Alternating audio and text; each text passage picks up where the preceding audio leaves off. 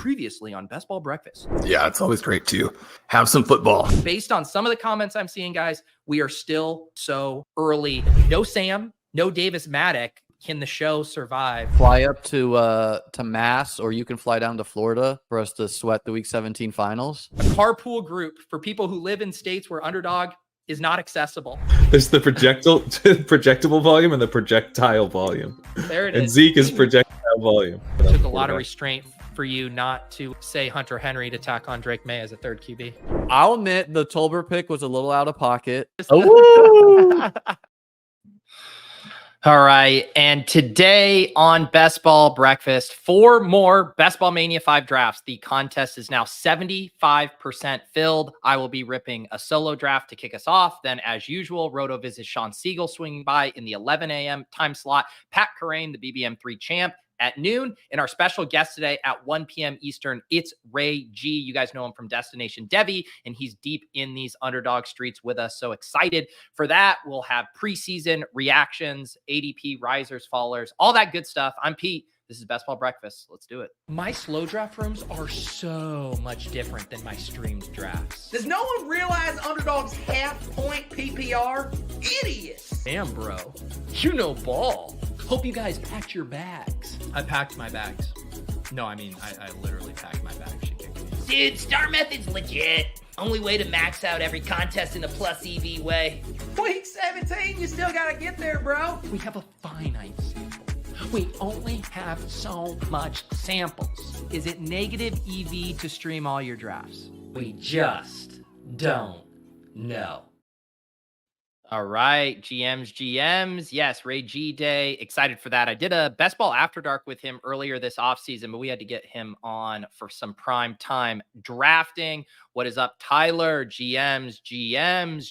Great day to be great. The GMs are flying. My guy, Ricardo, logging on his alt account, although this looks like it's your birth certificate name right here. What's up, Ricardo? AJ is waiting for the next shoes to drop. Yeah. What are the shoes to drop? The hamstrings to drop. It seems like every other day we get more of those. I am in mourning this morning over my Denver Broncos bags. We'll get to talk about that. And Sean Payton, anytime you can trade up in the NFL draft in back-to-back years to draft these short, skinny wide receivers, and then actually being a guy who prefers, 6'3", 220-pound wide receivers, you got to do it. So we'll be coping and talking through that this morning. Vandy is stoked to see me in my Chow Chow slow draft this morning. Yeah, I'm trying to triangulate it because I really want to max the Chow Chow. I had been on record saying that is my favorite contest, and it is already, let me see here, 71% filled. And there's a crunch coming here, right? Because I believe it's on Thursday. The clocks are going to switch over on slow drafts from 8 hours to 4 hours. And then I'm also trying to squeeze in some fast drafts as well. I had a disastrous Chow Chow fast draft yesterday. We were driving back from our weekend, and I had poor service. Don't worry, I was not driving. I was in the passenger seat, and I basically had to auto draft my last 6 or 7 picks. So I've been wrestling with how do I find time to max the Chow Chow without getting, stuck in a squeeze of 4-hour overnight clocks, but we'll figure it out. These are the problems we have to deal with. But if you did miss it, it's an awesome contest. $50, 15 entry max. They do have the 30-second clocks and the 8-hour picks. And I only have 6 more left because I have registered for some slow drafts. What is up? Here, Shawn says the best way to get unique at tight end is to fall asleep mid-draft and auto pick Johnny Smith and Theo Johnson 75 picks ahead of ADP. Wow. Is that the star method right there? I don't know how else you would have Theo Johnson 75 picks ahead of ADP. Let's see here. Tyler, who's been a member for 26 months. If Pete and the usual suspects were breakfast food items, what would they be? Pete the everything bagel, Gretch the French toast, Davis the bacon and ostrich. Yes, that reminds me as well, some other programming notes this week. ADP chasing is today at 3:30 p.m. Eastern on the Ship Chasing channel. They're having RotoPat on. We had RotoPat on Best Ball Breakfast a few weeks ago. Always a blast. So be sure to check that out. And then on ship chasing this week, we did a main event draft with Davis on Thursday night. That was a ton of fun. I'm actually going to post a highlight video later today, but definitely recommend checking out the full thing. And this week, we are drafting with Shawn Siegele. So you'll get your Shawn here today on Best Ball Breakfast, and then you can get some more on Thursday for that draft. I do think it is time for a coffee pour here, and then we can get rolling.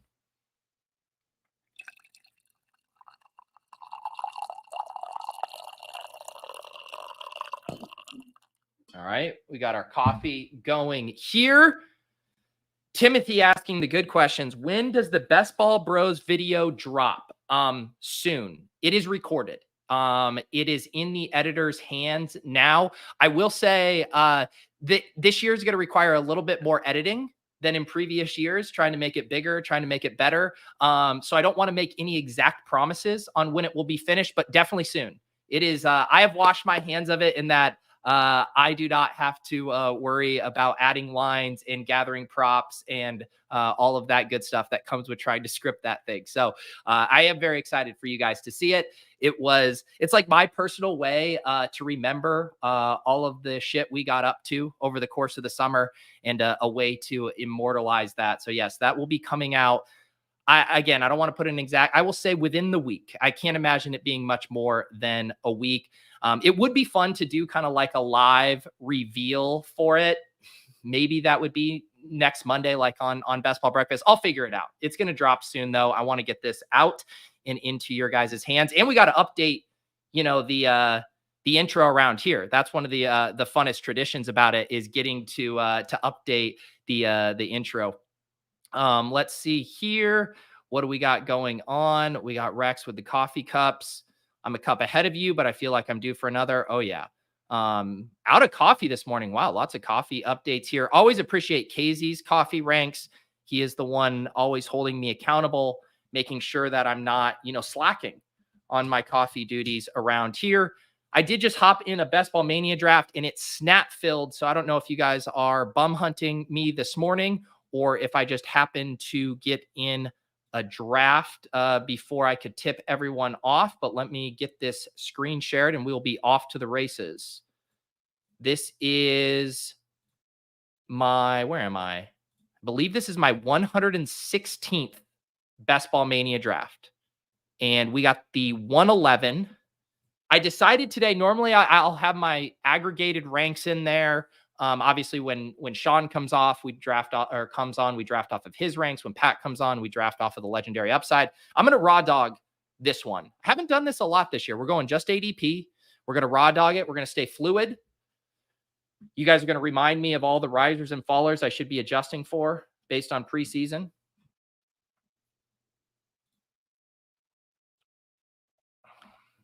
G can't anymore, can't enter any more BBMs.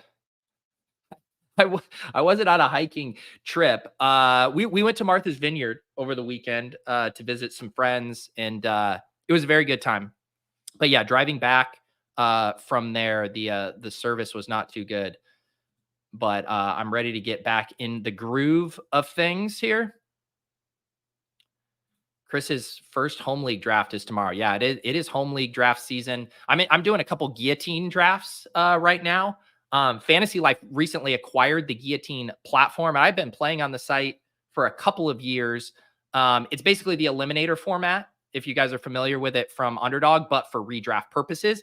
And then every week, the person who gets eliminated, their entire roster gets added to the free agency pool. So each week, even though the worst team, ostensibly is getting eliminated, there's really good players that get thrown back into the waiver wire. So that's going to be the majority of my my redraft play this year, along with all of our high stakes stuff over on Ship Chasing. But I've been enjoying my Guillotine League slow drafts right now.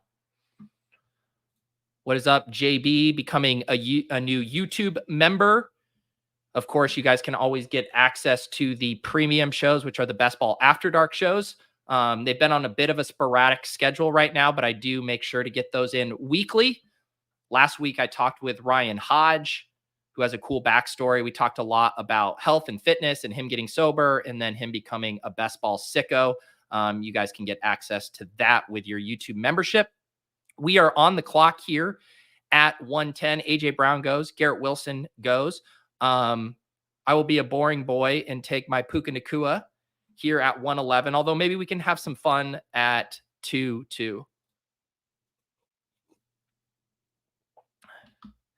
No, Clay, I'm gonna message you guys today. I will. It's on my to-do list. We're gonna hop in a draft soon. I promise you.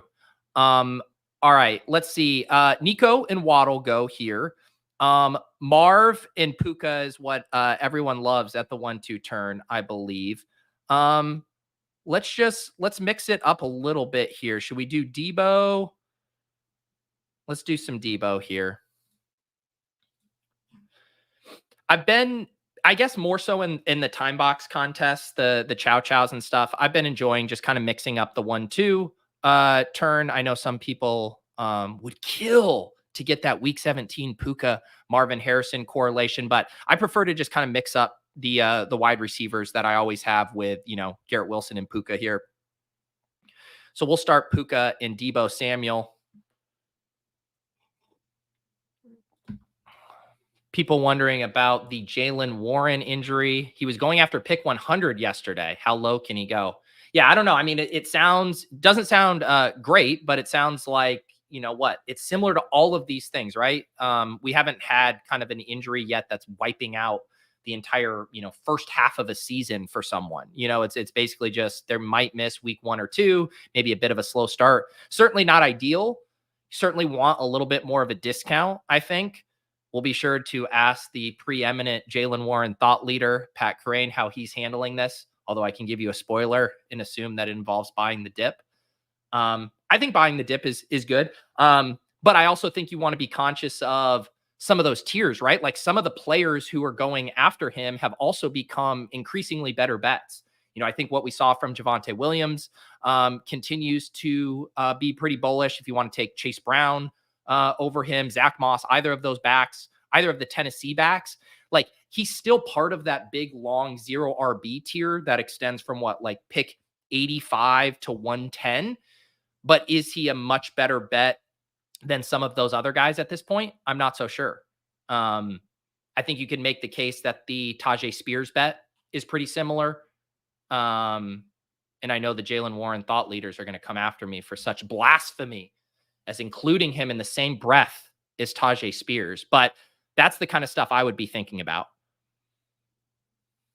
If I did have, similar to most of these injury falls, I think if I had really heavy Jaylen Warren bags, I would maybe just use this as an opportunity to diversify within that tier. And if I was a little light, I would start packing my bags. I actually want to see what Warren I'm at. I did re-update my exposures here in the Draft Caddy before I went live. This is just for Best Ball Mania. I'm at 11.3% Jaylen Warren. But looking in this tier here, I do have a ton of most of these backs in the tier. Jaylen Warren, 11%, Swift, 8.7%, Raheem, 10%, Brooks, 18%, Chase Brown, 20%, Pollard, almost 10%, Zack Moss, 7%. Yeah, I would probably use this as an opportunity to get a little bit more of some of these guys.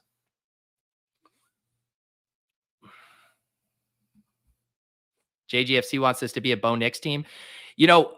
It's so funny, the blessing and the curse of watching that preseason game. And by watching, I mean reading what other people said who were watching it. Bo Nix looking amazing is great for me because I do have a decent amount of late round Bo Nix, 11% here. It's just almost all of it is with at least one of Troy Franklin or Marvin Mims. So you win some, you lose some, apparently. Nick here at 34 months, trying to unlock that 3-year membership badge in 2 more months. You will get there. Do you think Ayuk's ADP rebounds if he doesn't get traded? I don't. I just think the slow and stickiness of the movement of ADPs this far into the draft cycle is really hard to overcome. Where did he go in this draft? So he went 1-2, the 2-3 turn. I have a hard time envisioning him getting back up to where he was pre-trade rumors. All right, we are back on the clock here. This room isn't letting anything fun happen as far as fallers here. Let's see. Should we Should we grab some Michael Pittman, who I never draft? All right, let's get some Michael Pittman. This is what happens when I draft off of ADP. Is my value hound and my ADP tethering instincts fully kick in. But 2.6% Michael Pittman. I've been comfortable with that fade, although I've been surprised that he didn't get slightly more expensive after the Josh Downs injury, which has kind of been a theme with some of these guys, right? Like Calvin Ridley didn't get much more expensive after the DeAndre Hopkins injury. Let's keep, so wow, the turn goes Josh Allen, T. Higgins. Let's keep grabbing some wide receivers here, unless there's something fun. You can't even do the like pull up Mahomes thing now, because like there's a really good chance Rashee Rice, you have to take Kelsey here first, then do Mahomes. But even then you're only guaranteed the skinny stack. That was a nice window there for the people who were reaching on Mahomes to kind of set up a triple stack with him. With Rashi's ADP though, and Xavier Worthy just going nuclear, it's almost impossible to predict that now. It's basically just getting one of the skinny stacks that you can guarantee, right? Like you set up Mahomes, Kelsey on one side of the board, or you set up Mahomes, Rashee Rice on the other side.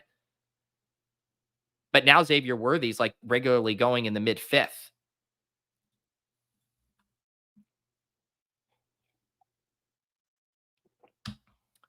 JGFC, this is a good question. What's the biggest meta you're trying to incorporate into your approach after preseason weeks 1 to 2? Yeah, it is very clear to me, or sorry, not clear to me, clear what I want to do. And that is not select the picks at the end of the draft who are looking like worse bets now than they were a month ago, who were also drafted in 100% of contests. So that is going to be guys like Marvin Mims and Troy Franklin. And again, it's not saying that those guys still can't hit.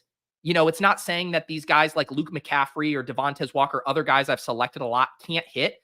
But we have gotten news that indicates maybe the slower start is going to be more pronounced than we thought. And there's other late round picks who now have similar, if not better probabilities of hitting, who have been drafted in less than 20% of the contest. So the biggest thing I'm trying to do down the stretch here is really force myself to not click those guys who look like worse bets who are also drafted in 100% of the contest. And I think there's some really good names now that can fit the criteria. And I think the tricky part with it is we're already somewhat bored with some of these names, right? Like an Andre Yoshivas, right? Where it's like, he's been the flavor of the week for what, 3 weeks now, you know, that we've been drafting him. And yet he still is not drafted, or it will be impossible for him to be drafted in more than what, like 40 or 50% of the contest, because people weren't regularly drafting him until a couple weeks ago. I see his current ownership estimate at ETR, which by the way, the ETR with their best ball rankings package has the ownership estimates for all of these. They have him at 29% right now. So those are the bets that I want to be making. And then like, if you say, well, I'm still really bullish on Jermaine Burton, you know, I'm excited about him. Well, that's where the chow chow's perfect, right? Because the time box element now puts Jermaine Burton and Andre Yoshivas back on a level playing field as far as the percent drafted. They're both going to likely be drafted in, you know, 100% of the chow chows. So then just take your favorite of the two. But the way these dynamics work in Best Ball Mania, having been open for the entire summer, it makes the other guy, if it's even remotely close, a way, way better bet. So JGFC, that is what I am going to be focusing on heavily down the stretch, is not getting complacent in the final rounds. It is so easy to be like, I'm just going to do that same backdoor double stack I've been doing all summer long, but we have to incorporate this new information, I think, to make the best possible decisions. What's up, Blue Eyed Bandit? Been a member for 22 months. Ink Magma becoming a member here. There's Ricky. Ricky's back.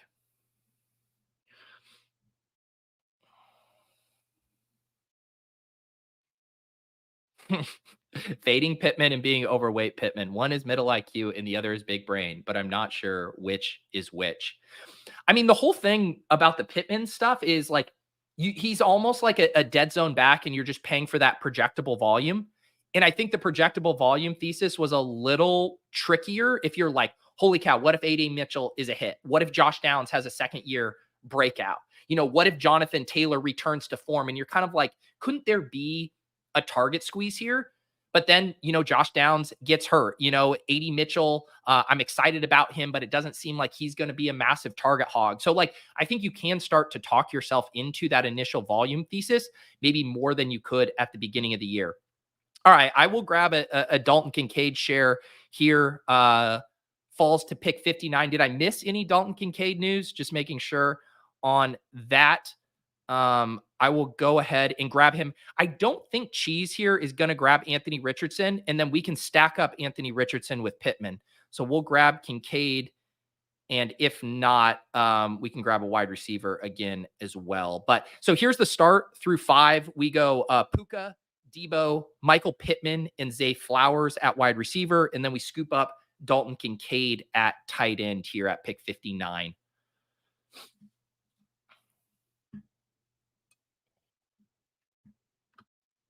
All right, so this worked out well. This is actually kind of makes the Pittman selection fun here, is being able to get Anthony Richardson. And I guess, I think this combo is going to be pretty popular, right? When you look at their ADPs, an ADP of 57 for Richardson and an ADP of 36 for Pittman. 36 is at the 3-4 turn, and then 57 is late 5th. So there's going to be tons of people who took Pittman in the late 3rd that also then grab Pittman here. But I like pushing Anthony Richardson around and then getting Kincaid with him. I'm guessing is a little bit harder to do just because Kincaid's ADP is earlier as well as Richardson there. So as far as making the Pittman click, this would be my preferred way to do it here, to grab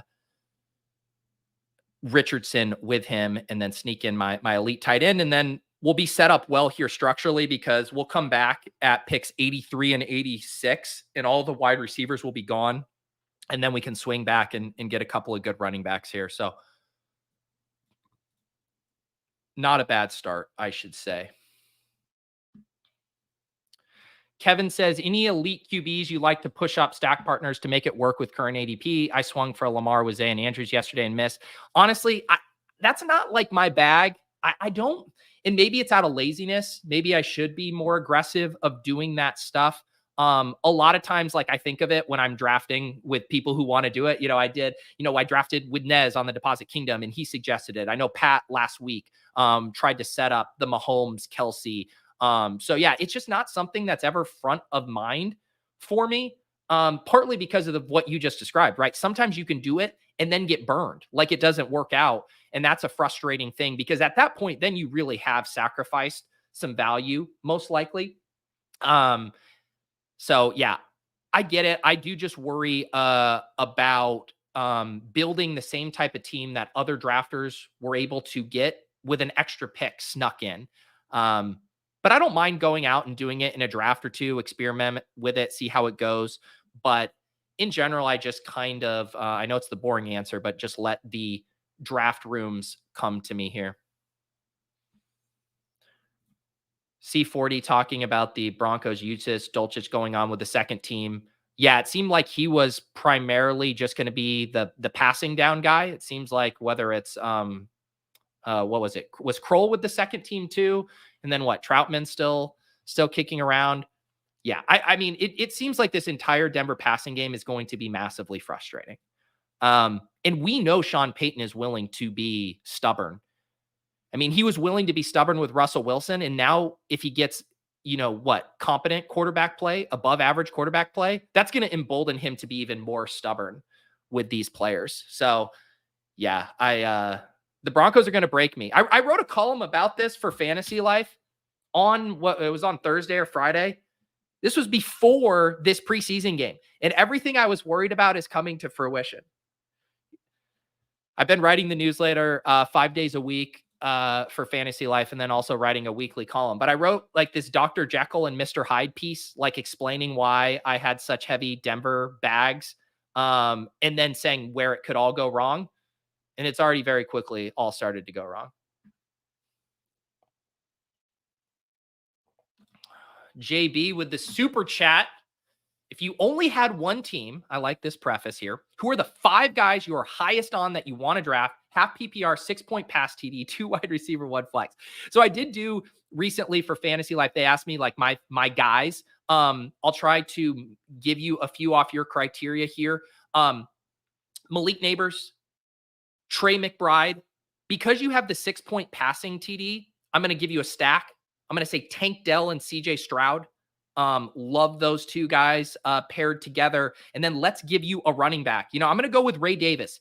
I've been drafting a ton of both Ray Davis and Bucky Irving at the end of drafts. Both are having pretty good preseasons, but I would say this run out for Ray Davis right now has been pretty awesome. All the reporting from camp, how he's performing in the preseason, I think it's set up very well for Ray Davis to have a standalone value this year and then pretty big contingent upside. So those are my 5 for you right there. Half PPR. We'll go Trey McBride at tight end, Malik Nabers, Tank Dell at wide receiver, CJ Stroud at quarterback, and Ray Davis for a running back. All right, this is nice here. We get James Conner sliding past ADP. I did not realize I had gotten up to 14.8% on James Conner. I was trying to boost my Conner exposure there, and apparently I've been clicking him a lot lately. We also get him opposite Puka Nacua in week 17. Easy click here. Let's grab James Conner as our anchor RB here at the 7-8 turn. Najee Harris was another really good pick there too. I think that same dynamic of, a player gets hurt, the other person on that team in their position group, slightly better bet, but their price isn't quite adjusting there.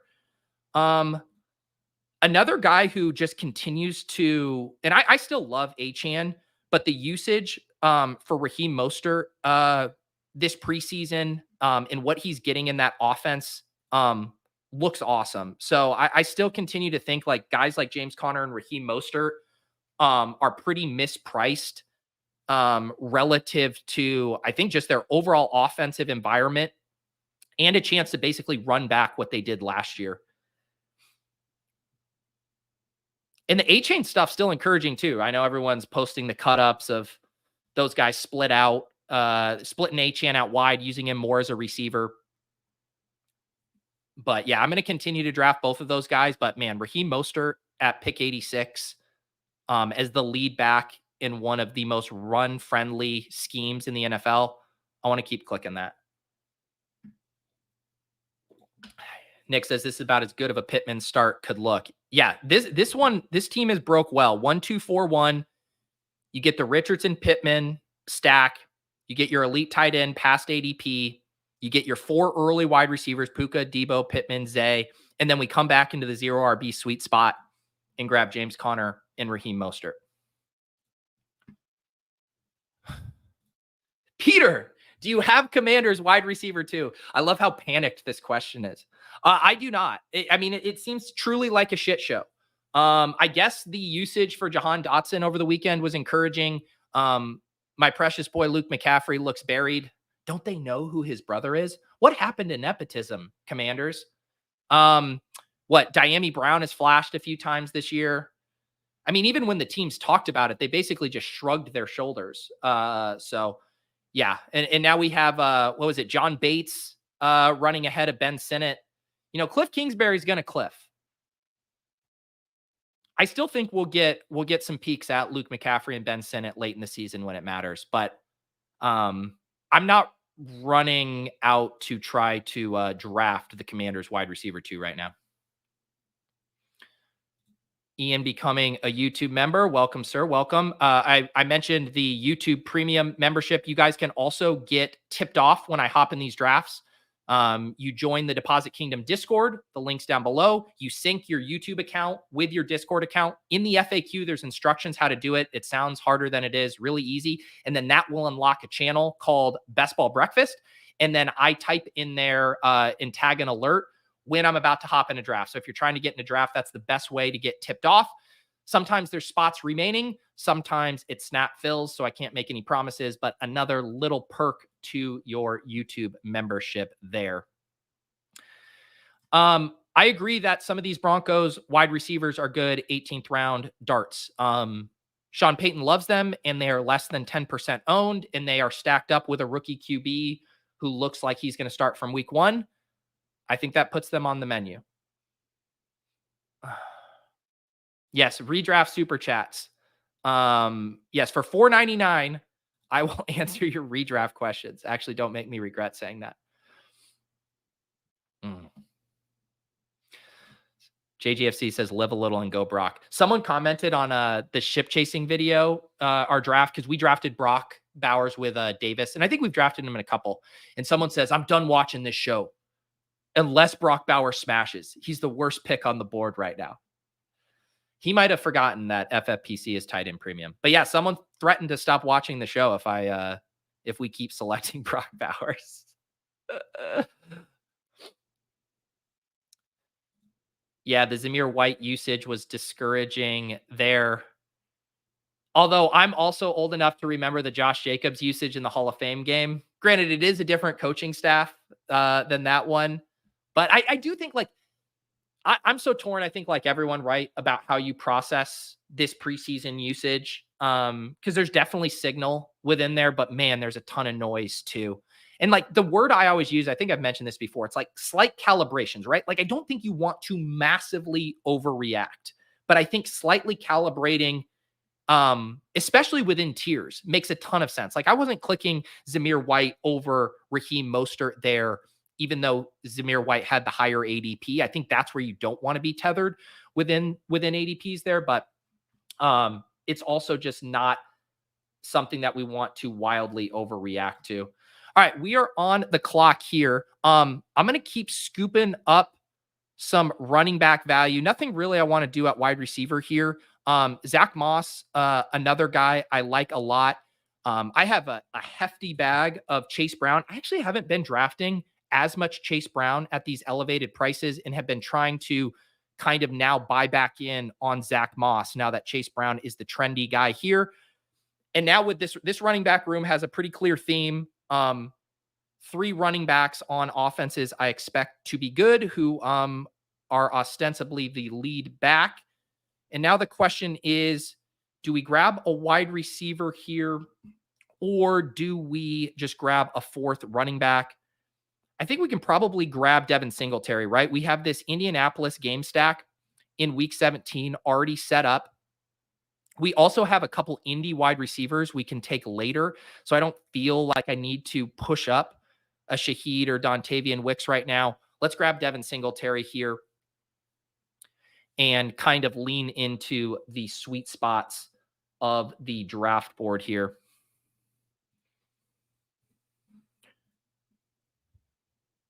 So here's the team so far. We got a 1-4-4-1 build. We still got Anthony Richardson at quarterback. We're up to 4 running backs now. James Conner, Raheem Mostert, Zack Moss, and Devin Singletary.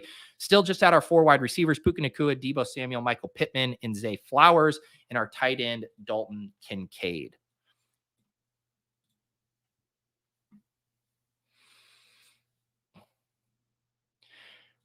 Yeah, I mean, we're still talking about the Broncos here. Gary says, the weird thing about Mims is Sean Payton spoke a lot last year about wanting to get Mims more snaps, and even in the preseason environment, still not getting me on the field. Yeah, Sean Payton's full of shit. You know, Sean Payton was trying to make excuses all last year, saying we're going to get Mims on the field. Then in the offseason, he said, oh, the reason that Marvin Mims couldn't get on the field was because he played the Jerry Jeudy role. And we go, oh, okay, that makes so much sense. Then they get rid of Jerry Jeudy, and so it's wheels up for Marvin Mims. It was just because Jerry Jeudy was blocking him. It's just so, like, if you have a big wide receiver fetish and you're Sean Payton, that's fine. Why not go out and draft a big wide receiver then? Why do you keep drafting these small guys and then plucking the big boys off of the free agency heap? God, Sean Payton is going to ruin me. Yeah, Brendan Rice. Brendan Rice seems like a good late click right now. Have I maxed out the big eliminator? I have not. I think I'm in a big eliminator slow, and we did one on off and on the clock on Wednesday. I do need to get in a few more of those. I do plan to max that out. Tim Patrick, the rest of my BBMs, honestly don't even think that is a bad idea. Yeah, Knicks, Yoshi Voss, Tim Patrick backstack. Like, but he, you know, like that is completely where our brain should be at right now, because I have done the how many people have done the Burton, Mims, or Franklin Knicks backstack? Like probably a bunch of us, right? Now that backstack has been drafted in 100% of contests. In this one, the Knicks Yoshi Patrick, which as of right now, even if you have a little bit of week 1 brain, you're at least getting the ownership discount, a pretty massive ownership discount on it. And so that's the thing I just wouldn't want to run into, because that is the pitfalls of overreacting to preseason stuff. Preseason usage is literally pointing us in the direction of what is most likely to happen week 1. So as long as you're not running into week 1 brain plus 100% rostered in BBM, I think that's the worst place to be at. If you have week 1 brain and you're getting a massive ownership discount, sign me up. If you still want to chase the rookies who historically, year over year over year, are the guys who produce late in the season and win these tournaments, then you have my blessing there. But I also think it's smart. You can diversify which kind of rookies you're taking late, right? Like, okay, I took a ton of Luke McCaffrey. Why not start taking some Brendan Rice? Why not start taking some Johnny Wilson? Some of these guys, and then you can have your cake and eat it too. You run into the historical trend of the late season rookie, but then you also are getting him at an ownership discount. So that's kind of where I want to be living right now. AD Mitchell goes at 125. He would have obviously been nice to have on the double stack, but I just couldn't bring myself to click AD Mitchell at 110. Maybe I should have been more willing to, but I really liked Devin Singletary there. Let's see. We could do one more running back here, checking the wide receivers. I am probably now going to be forced to just grab. I'm just going to grab Josh Downs. I know I'm taking him with one of these 2 picks. I don't see anything I'm going to be heartbroken to miss out on here. So I guess this is like the 2v2. Like, what do you guys like better? Because I could have done AD Mitchell and let's say Nick Chubb. Let's say AD Mitchell and Nick Chubb versus Devin Singletary and Josh Downs. That was the 2v2 I kind of ran into. Which side do you guys like there? Chubb and AD Mitchell, Josh Downs, and Singletary. And now I am back on the clock here. Is there any correlation stuff I want to entertain?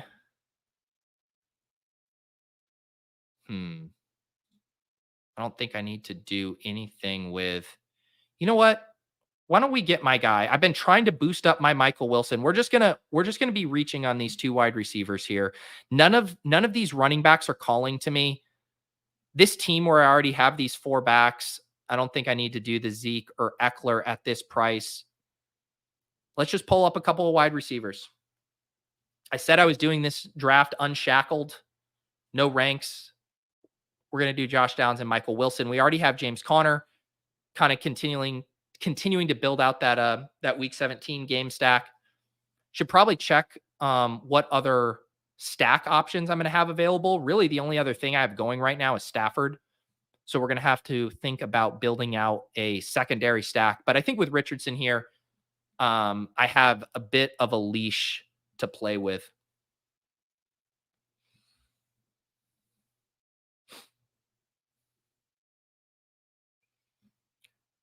Chris says the only safe play on the Broncos is Jaleel. Why are we looking for safe plays?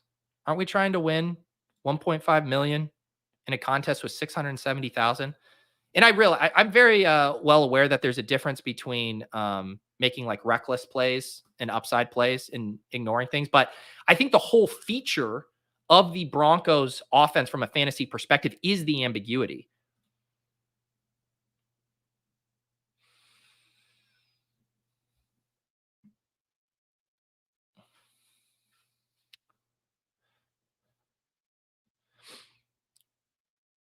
Christopher likes the Singletary pick. Super familiar with Daboll's offense from Buffalo. I mean, coaches love Devin Singletary. It's just funny, like the dynamic for Singletary is we're so used to him being the second back in the offense that then the coaches are just like, fine, all this other shit didn't work out. We'll just ride Devin Singletary down the stretch. It's weird for him to have the lead role right out of the gate.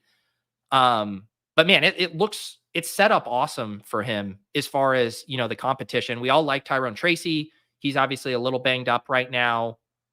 Eric Gray is the epitome of a Jag. Like, as long as Devin Singletary's healthy, he's going to get fed here.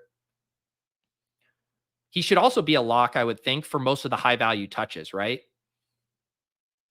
A lot of pass work. They'll trust him in pass protection. Probably going to have the goal line stuff on lock, I think.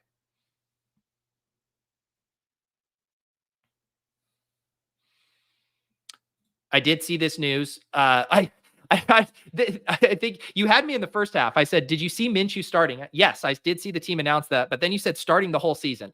I don't think teams are able to announce who is starting for the entire season. It was a little surprising because it seemed like the tea leaves, the betting markets, everything was kind of indicating that AOC was going to start. And it seemed like, what the team ideally would want, right? Like they would like it if the younger quarterback, emerged and could essentially become like a foundational piece for them going forward than the journeyman stopgap. So I think that's like a pretty bad kind of referendum on where AOC is at right now. But I think it's good for the offense. I mean, Minshew was very capable last year, played some wild games for the Colts, was getting these guys the ball, was supporting Pittman, was supporting Downs, kept the offense moving. So yeah, I think it's good for Adams. I think it's good for Bowers, Jacoby. But I don't think there's any guarantee he's starting the whole season. I mean, the second Minshew has like a back-to-back kind of meltdown game, couple pick sixes, he's going to have a very short leash. I would still put the odds of Minshew playing the full year pretty low.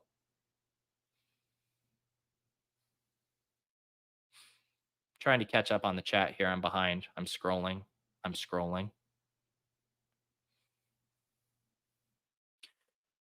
JGFC likes both sides of that 2v2. Might lean Chubb AD because of the strength of your RB room. Yeah. All right. I think we should lock up Stafford here. No bye week concerns. We do have Puka. No other backdoor stacks set up yet. So I like kind of having the option to be done at 2 quarterbacks. I probably could have pushed Stafford around, but nothing else I had to have here similar to that Downs pick. So we'll just lock up Stafford, make sure Cheese Skull doesn't do anything crazy. And this is about the point of the draft board where we start throwing some of this stuff out as far as ADP. I do think Hunter Henry, I'm only at 5.2% Hunter Henry. That seems like a little light. We have some correlations as well opposite our Dalton Kincaid there. Running back got pretty chewed up. Wide receiver, this is like a pretty scary range here for wide receiver. Let's just grab Hunter Henry at tight end there. And now we have a 2-4-6-2. And with the last kind of 4 picks, we can really start to dial in some of these guys who have not been drafted a ton. So we got Anthony Richardson and Matthew Stafford at quarterback. Our running backs, we have James Conner, Raheem Mostert, Zack Moss, and Devin Singletary. Our wide receivers, Puka Nacua, Deebo Samuel, Michael Pittman Jr., Zay Flowers, Josh Downs, and Michael Wilson. Our tight ends, Dalton Kincaid and Hunter Henry. Wow, look at Sparty. Sparty in the draft taking Marvin Mims, 20 picks ahead of ADP. Sparty logged on this morning and he said, screw you, Sean Payton. I know you have no choice. You're going to be staring down the barrel of a hurt Tim Patrick, a slow as hell Josh Reynolds, and you're going to have no choice but to start Marvin Mims. And I'm taking him on this team. Respect. SS Sparty has more Marvin Mims conviction than me. Mike says, just joining. Does Shawn bail on us? No. In fact, Shawn is here every single Monday morning, has never been late at 11 a.m. Eastern, generally maybe 1.5 minutes before. We run a very tight scheduled ship around here. And Shawn has never been late. Shawn wouldn't ever bail on us.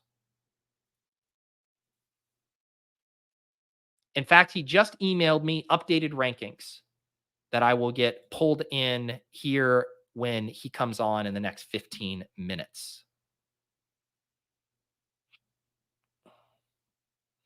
What's my Pittman exposure? I showed that before. 2.6%. But add a couple notches on there today after grabbing him here.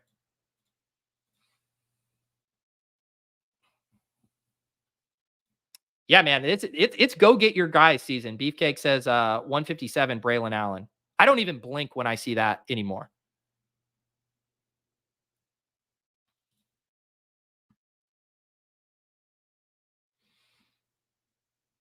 Yes, Matt. We can always give randomizer plugs.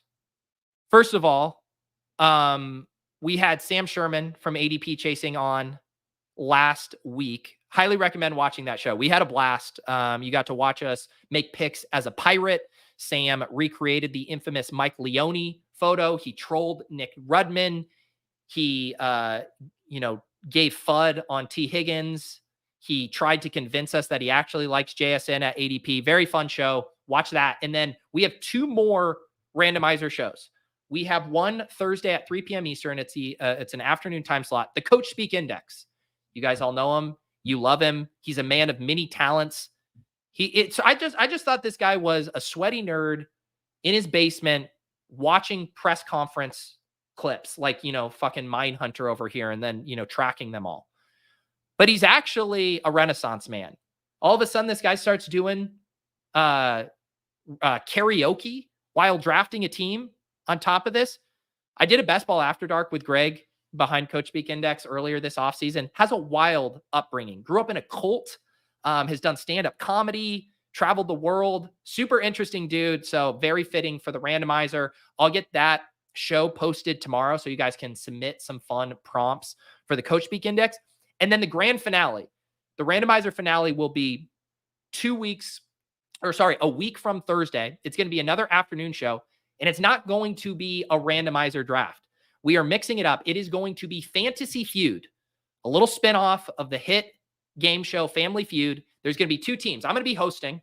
There's going to be Team ETR with Mike Leone, John Daigle, and the infamous Evan Silva versus Team Ship Chasing, which will be Pat, Gretch, and Davis Maddock. It's going to be a ton of fun. We are working on that now. And if you guys are in the Discord, go check the pinned links in either the randomizer or the Ship Chasing channels. There's a survey we need you guys to fill out for the answers for the show. So randomizer, it's going to be a very fun finish here. And I am now on the clock here. We are going to take Greg Dortch. So I like getting these bets on a team, even if I'm not able to get the quarterback. Greg Dortch is sneakily one of those guys who actually have a lower percent drafted than you would imagine. It's still at 57%, but again, far less than a lot of these other guys going in this range. Like when you look at a DeMarcus Robinson, who's at 97% there. All right, we're going to get scrolling here. We're going to have some fun in making sure we are starting to pack our bags on these guys who are low percentage players. As I said, JGFC asked me what I'm trying to do. And Jordan Mason fits that criteria. And this is where not to get trapped into thinking, oh, Jordan Mason's a riser. He was free. He's 184 now. Jordan Mason has an 18% current ownership estimate. All of these other guys around him have been drafted at a much higher clip, or at least most of them. So Jordan Mason is a guy I'm trying to catch up on here as well. And we now have a 2-5-7-2 build. So here's the team: Anthony Richardson, Matthew Stafford, up to 5 running backs: James Conner, Raheem Mostert, Zack Moss, Devin Singletary, and Jordan Mason. Our wide receivers: Puka Nacua, Deebo Samuel, Michael Pittman Jr., Zay Flowers, Josh Downs, Michael Wilson, and Greg Dortch. Tight ends: Dalton Kincaid and Hunter Henry. I guess like on the wish list here would be maybe some week 16 stuff. We don't have anyone on Tennessee opposite Richardson. Don't have anyone on the Jets opposite Stafford. Don't need to force that, but just looking at the wish list here, in good shape to stay flexible with these final 2 picks here.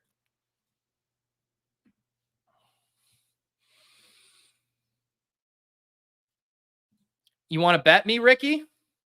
Ricky says there's no way Silva goes on that show. Silva already retweeted the promo. Silva's stoked. Silva's a new man. Silva took a little time off this summer. He found God and he said, I want to participate enthusiastically on a Peter Overzet program. Am I going to need to get a suit? Nick says I'm going to make a great Steve Harvey. Initially, you guys want to, I'll peel back the curtain. Initially, I was going to be on team ship chasing. And I was thinking like, it'd be fun to have kitchen host, like a neutral party. And then I realized, I was like, the amount of logistics that are going into this with prep work, we're literally going to do a tech rehearsal to make sure it all works with the scoreboard and the scene, collecting all the surveys, knowing all the questions, curate. I was like, there's no way my guy, David Kitchen, is going to be able to do this. I love you, David. It would have been an ask. It would have been me asking like for 2 to 3 extra hours of his time to run this and then just hoping and praying that he could nail it. So I decided to recuse myself. I was like, you know what? We'll put Davis on team ship chasing. I'll host it like I always host randomizer and it'll be fine.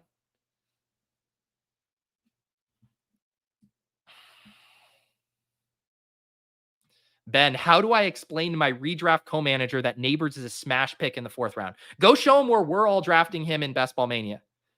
Take a screenshot of this board and say, Zach Lanners took him at pick 21 and you won't let me take him at pick 45? The best, the brightest minds in all of best ball are willing to take this guy.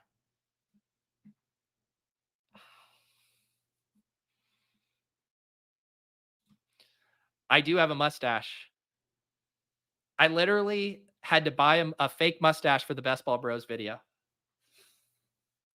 I'll let eagle-eyed viewers try to guess what prop that was for.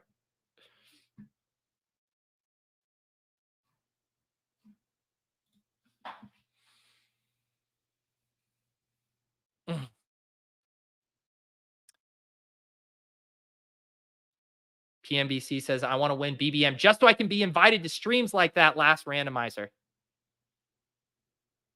Yes. All you need to do, I think it doesn't just have to be BBM. John Boy Beats, he won the slow puppy. He came on, did a best ball after dark.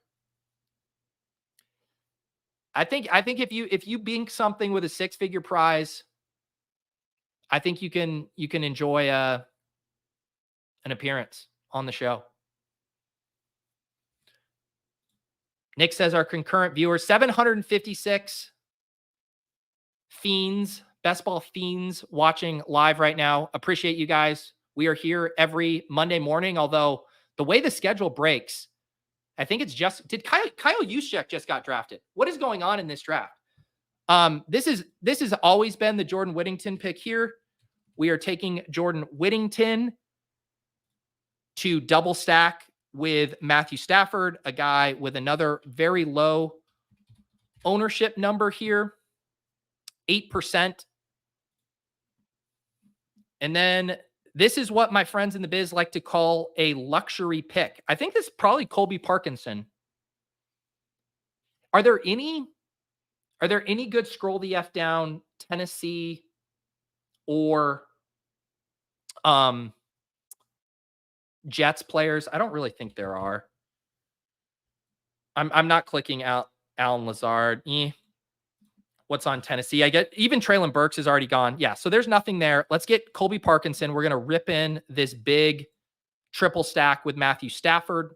And I believe Colby Parkinson's draft percentage is pretty low too. Yeah, 42%. Didn't need to go 3 tight ends on this build, but was feeling good everywhere else.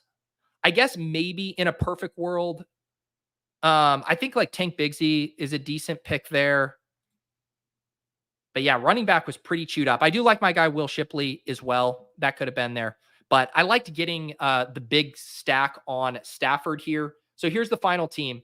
And we, JGFC asked us at the top of the show, what were we going to try to do? And I think we accomplished it. With our last picks, we did not take a single guy after Hunter Henry, who's been drafted in 90+% of the contest. Greg Dortch is sub 60, Jordan Mason sub 20%, Jordan Whittington sub 10%, and Colby Parkinson sub 50% there. So we were still able to correlate. We were still able to kind of round out our positional needs while also not falling on the landmines of the 100% shaky play type guys. So here's the team: Anthony Richardson and Matthew Stafford at quarterback, James Conner, Raheem Mostert, Zack Moss, Devin Singletary, and Jordan Mason at running back. Wide receiver, Puka Nacua, Deebo Samuel, Michael Pittman Jr., Zay Flowers, Josh Downs, Michael Wilson, Greg Dortch, Jordan Whittington. And then we had our 3 tight ends here in Dalton Kincaid, Hunter Henry, and Colby Parkinson here. So really like this team. Get the big double stack with Richardson, Downs, Pittman. Get the triple stack, Stafford, Puka, Whittington, Colby. This is the kind of running back room where normally, based on like the draft capital, you'd say it feels like a little bit light. But when you're getting Conner, Mostert, Moss, Singletary there, do not feel light at all. And then we tack on Jordan Mason and then get some secondary team bets as well. 3 Arizona players there. I like how this team turned out. JGFC given the stamp of approval here. Yeah, Jay says, crazy that a player who wasn't getting drafted at all a week ago is going to be going in the 15th in every draft soon. And again, I think that's the thing where our brains like play a trick on us. And we're like, oh man, this guy's a huge ADP riser. People were getting him, cheaper before. But it's like last year, think about it this way, like say Puka and Kerrane, say they vaulted up into the 9th and 10th round that last week of drafts. That they would not have been bad picks because they had risen, 8 or 9 rounds. They were still only going to be drafted in less than 20% of the contest, the way it had worked and people not drafting them previously. So I think definitely be more conscious of the ownership than the ADP itself. Because we do know that, after pick 130, 140, this ADP, it's not a predictor of fantasy performance. And I do think kind of throwing it out at that point of the draft and being very intentional with your selections is a good way to go. But without further ado, guys, it is time here for the Best Ball Banana Stand. We're going to get it rolling a little bit early here. You guys know the drill. It's time to bring Shawn on.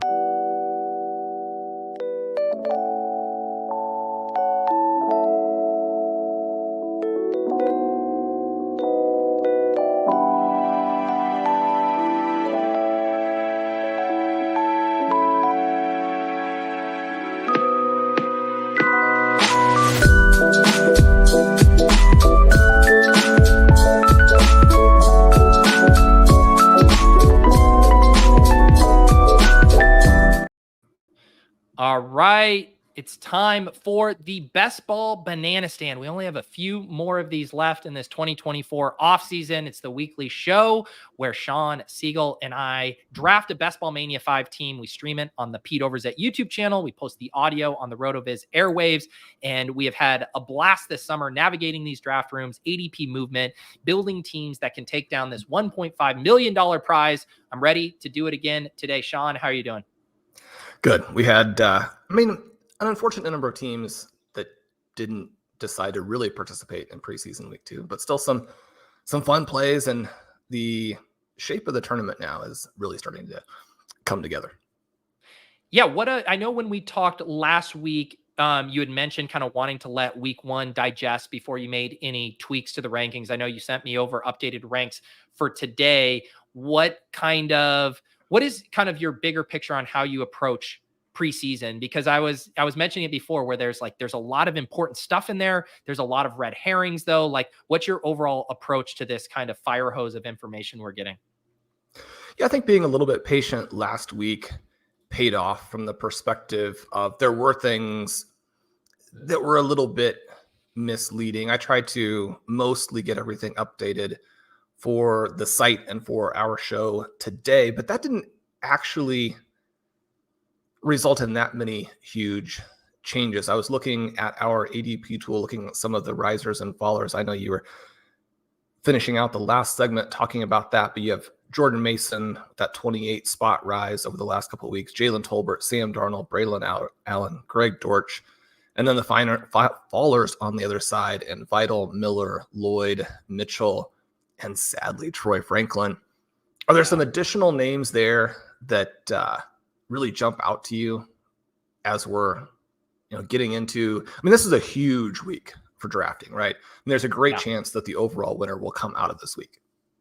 Yeah, and it's interesting, right? Because you talk about being patient, like Vidal is a good example, right? There was a lot of like, where is this guy? The beat reports were talking about him. He missed that first preseason game, and then he played this weekend, looked really good. People starting to get more excited about him. And even the most recent reports now saying, oh, he's not probably on the roster bubble. He's going to make the team here. So that's a good example of, I think, processing the news. Like, I think it was good to take your feet off the gas when we're like, this guy might not make the team. Like, is that a pick we want to take a zero at right now? And now we recalibrate. Now he's maybe back on the menu. Maybe he slid too far relative to what his new outlook is. I have to ask you about the Broncos one. I mean, the way Sean Payton has been, rotating these guys, seems to now love Tim Patrick back in the fold. How are you approaching kind of the Marvin Mims, Troy Franklin duo, knowing that these have been, a big part of our draft plan so far this year? Yeah, that's been, there's really no other way to put it. It's been fairly devastating. And yet at the same time, I think it could pay off. Now, Jake Bowes had a fantastic article out last week that dealt with two things that I think are absolutely crucial. One, the bye week element, and then two, this sort of 0%. How many zeros are you going to take? And really encouraging people to, think through just how much they want to give away in order to potentially have that guy who has a spike week in the championship, right?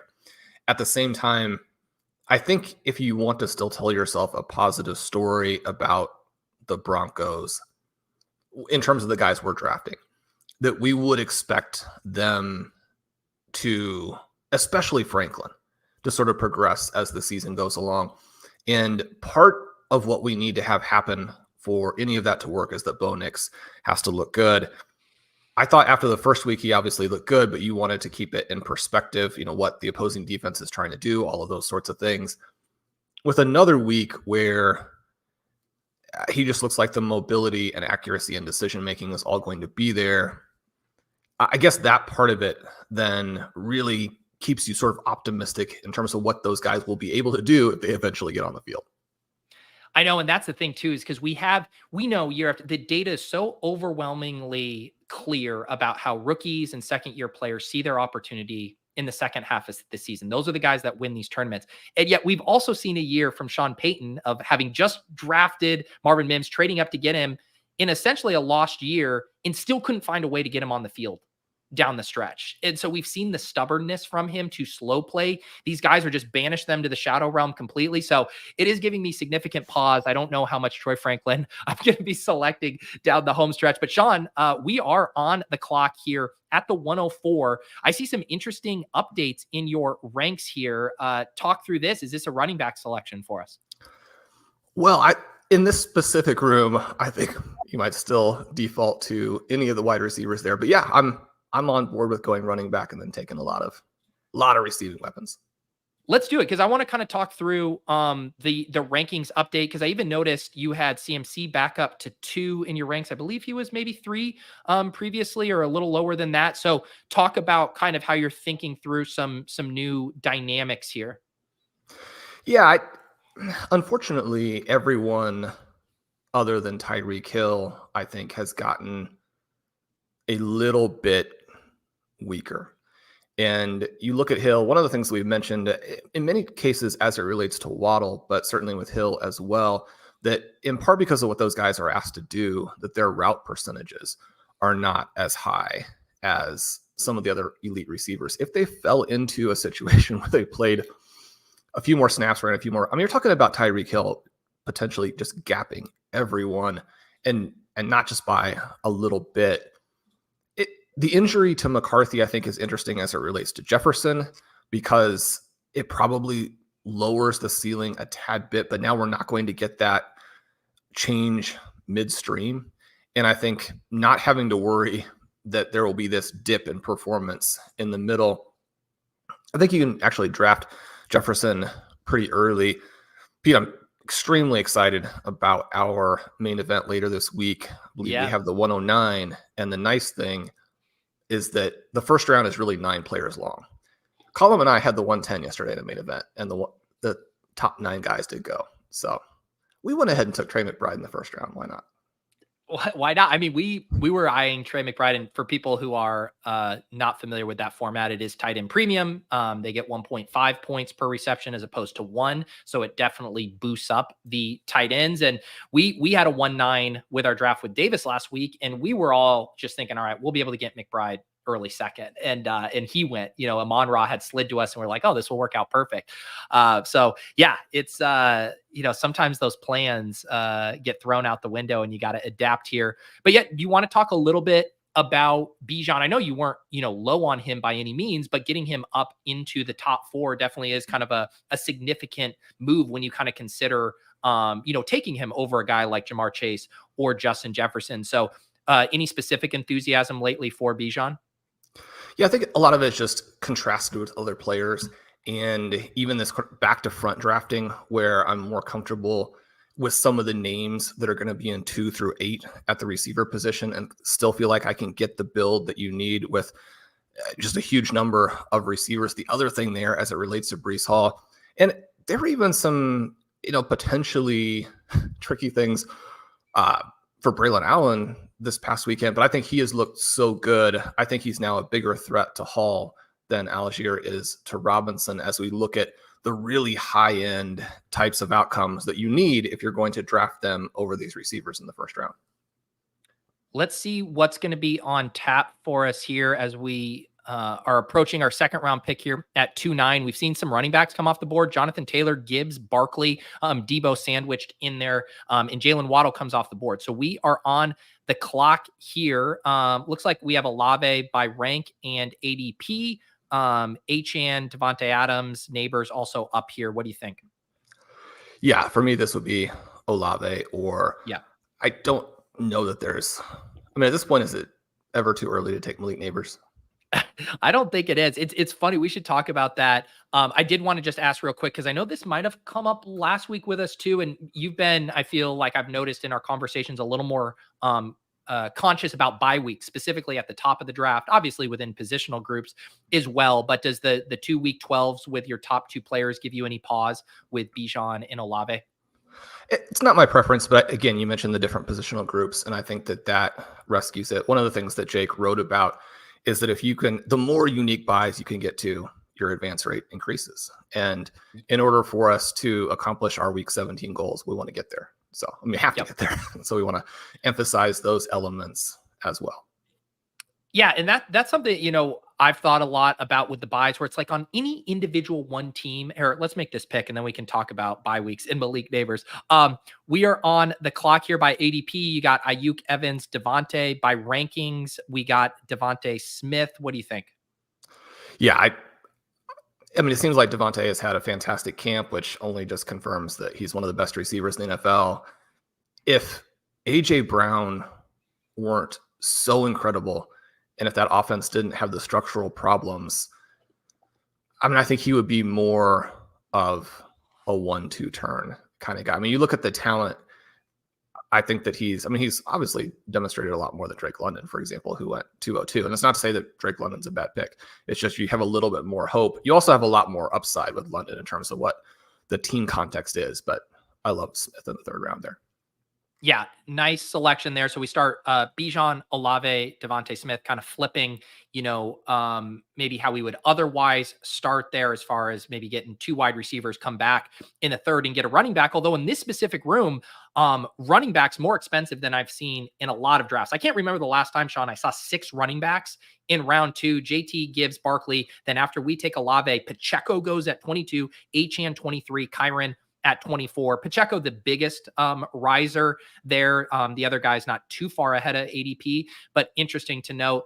And the thing I was just going to say about bye weeks is, like, I think if you want to push back on any individual team and be like, the best possible version of this team just happened to have these 2 guys on the same bye week, or these 2 tight ends. But I think it's where it really comes into play is over the course of a portfolio. And if you're drafting 150 teams and you're doing this over and over and over again, you are going to probably lose a couple teams that could have otherwise advanced. And so that's the way I always think about it. And I know a lot of times the portfolio conversation has splintered how we talk about best ball. If you only have one team, go get your guys, do that. But I do think the bye weeks to me really come to, I just don't want to be stacking this on my teams over and over. But Shawn, talk about Malik Nabers, because he was kind of an interesting, Rorschach test over the weekend, as far as some people were like, oh, the quarterback play is so bad. How could you be taking, Malik Nabers with Daniel Jones as his quarterback in the second round? And then some people were like, did you see this catch from Malik Nabers? Do you see what this guy is going to do to transform the offense? I think I know where you fall on it, but what are you doing with Malik Nabers these days? Well, trying to draft him around ADP so it doesn't get silly. And that's one of the ways in which ADP, I think, it is both something that you're going to definitely use as a guardrail and at the same time is exploitable. I think that Malik Nabers is a better pick than Marvin Harrison. I mean, that'll probably look silly 3 weeks in, but they're being priced in different areas. You still are selecting some Marvin Harrison, but you're going to get a lot of Malik Nabers when you're looking through it that way. Pete, my submission to you for the truth serum was about ADP value.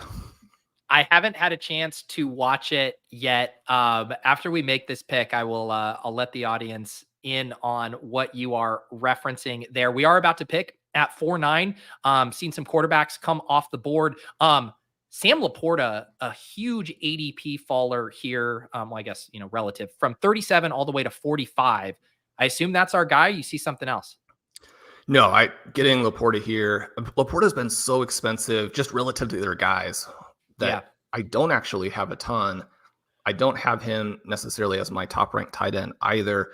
And yet at the same time, I do have plenty of shares at the 3-4 turn. So to get him, almost all the way at the end of 4 with this particular group, it's one of the things too, then you go back and look at Bijan and you're starting to think to yourself, well, maybe I just would prefer a receiver, because one of the things we talk about too, the running backs late are crystallizing and you just want to go running back as you get into those double digit rounds. Yeah, I'm excited to navigate that with you. This room has been fun. I feel like you said, normally we're taking Trey McBride here. Trey McBride was the first tight end off the board at the 3-4 turn, went to the Cooper Kupp and Harrison drafter, which is a correlation we've seen at times this summer. But yeah, getting Laporta here paired with Olave and Devontae Smith and Bijan, you're not going to see a lot of those 4 paired together just based on where their ADPs have been all summer. And I think we're going to be set up really well here going forward. This feels like a wide receiver pick for us here. Shawn, I got Xavier Worthy fever. I don't know if anything else is striking your fancy, or what do you think here? Yeah, it's got to be Worthy. But I do want to say that I'm putting together it won't be 5,000 words. It'll be more like 400, talking about the 5 to 8 reasons that we should be very skeptical of Worthy's week 2. Wow. Okay. So this is the guy who was willing to take Xavier Worthy in the 4th round. And now everyone else is coming along for the ride and saying, you know what, Shawn, I saw those highlights and I also am willing to take Xavier Worthy there. You're now ready to turn heel and pour cold water on that enthusiasm? Well, I have never rooted so hard against a player in my entire life, because we're entering the couple of huge weeks, and that's when you're going to go ahead and put up all those highlights and ruin the ADP that has been so wonderful all season. But just to run through it, right? There's the flagrant false start on the 39-yard reception. Partly the reason he's open there is the defense is like, this is not a real play, right? He's been running at the line of scrimmage and so that one, he fumbles on his carry. He is left in the game with Carson Wentz and double catches his touchdown. And we know that one of the red flags with him is that his on-target catch rate has been an issue. The Lions are obviously not trying in that game, to the point where they're probably not even offended by the behind-the-back pass. And then you have a situation where it looks like Rashee Rice may lead the NFL in targets. So we've got some concerns at the same time that, he's fast. We knew he was fast. I call bullshit. I don't believe a word you're saying. I don't believe even a hint of concern, Shawn. I think, people accuse of a pump and dump scheme. I think you are trying to FUD the guy to make sure that you're able to still get him at a palatable price the rest of the way. If you had a lie detector test, Shawn, right now, you would be failing it. I truly believe that. And did you notice also on that 3rd down where they're trying to convert and go in for the Patrick Mahomes touchdown? He doesn't get open, doesn't make the catch. They have to kick a field goal. Oh, the chat's on to you, man. This is a smoke screen. Shawn deflating his bags. Hey, God, how about this though? Because right next to Xavier Worthy in the rankings is a guy that we've clicked a lot here. People massively freaking out about Keenan Allen because he may or may not be overweight. He does fall all the way to the 6th round here, which I have started to see happening in these drafts. Obviously, by your rank, you have not tweaked much. Are you getting worried about Keenan Allen and his offseason pounds potentially? Yeah, I don't like it, but at the same time, a lot of people have pushed back and said, I mean, that doesn't seem like what Keenan Allen would do, and he looks the same, right? So my concern is maybe not anything with Allen, but I mean, we just watched this offensive coordinator take an embarrassment of riches in Seattle and do nothing with it. And I mean, week 2 looked very similar for the Chicago Bears. And if you're drawing up plays to keep all your guys covered, which it seems like what the Chicago Bears are doing, that to me is a little bit bigger concern. And it's a concern across the board because I also like Caleb Williams quite a bit. And I think that if you do have concerns about Keenan Allen, then you want to be drafting the other 2 players. But I mean, again, Shane Waldron, Jiminy Christmas, it doesn't look good. Yeah, it's scary. Like we just saw this play out. I mean, the one thing I guess you hang your hat on is that Caleb Williams is going to be so good that he can even overcome some of these deficiencies. All right, Shawn, we are on the clock here, 21 seconds. You know, Walker, JMO, Brian Thomas, we got some running backs here. How do you want to play this? Wide receiver could get a little tricky, but there's some options here. What do you think? Yeah, I mean, there's never a bad time to take Kenneth Walker. At the same time, Jameson Williams, I think, is almost always a good fit. So let's grab Kenneth Walker. He's the ADP value here. I feel like it's been a little bit of a minute since we've taken him. Let's take him here at pick 69. There's been a lot of rave reviews about Kenneth Walker out of camp. And it's almost the flip side of the Shane Waldron thing, right? Where it's like how everyone's talking about this new coaching staff is pretty exciting and how they are going to play to their players' best strengths in a very smart way, it seems like. So I'm getting excited about Walker here. Any other notes on him before we make our pick in the early 7th? Well, I put out a big piece a couple days ago that looked a little bit at what folks were doing in the Apex Experts League, some fantastic managers in there, and then just building a redraft plan. And we'll jump right back into this after we make our selection here. Do you have a preference looking at either ADP or so we take Williams? So I like that. With Kenneth Walker, it's a situation there where he is the guy who's sort of a dead zone price, and yet one of the different builds that I listed as a possibility, and certainly it would be one that you employ less than the others, but like this dead zone hero type of idea where because of pricing in 2024 and because Kenneth Walker is such a unique talent to be in that range, and I think in many ways he's very similar to ETN, and yet if you get multiple additional rounds discount, I mean, ETN here at the 410, I think is a fantastic price. That was one I would be interested in if not for getting Laporta there. But then Walker, 2 more rounds cheaper than that. I think that you can look to make him a foundation piece in a round area or a price area that just has barely ever been viable. And you look at him and compare the talent to the other guys being drafted around him, like a Josh Jacobs, a Joe Mixon, a Rachaad White. It doesn't mean that those guys won't do better. You can certainly make volume arguments for why they could come out ahead. But I mean, so much of the enthusiasm about Walker this year, and certainly the subtext, if not just the text, is that the gap between him and Charbonnet from a talent perspective is massive. Yeah.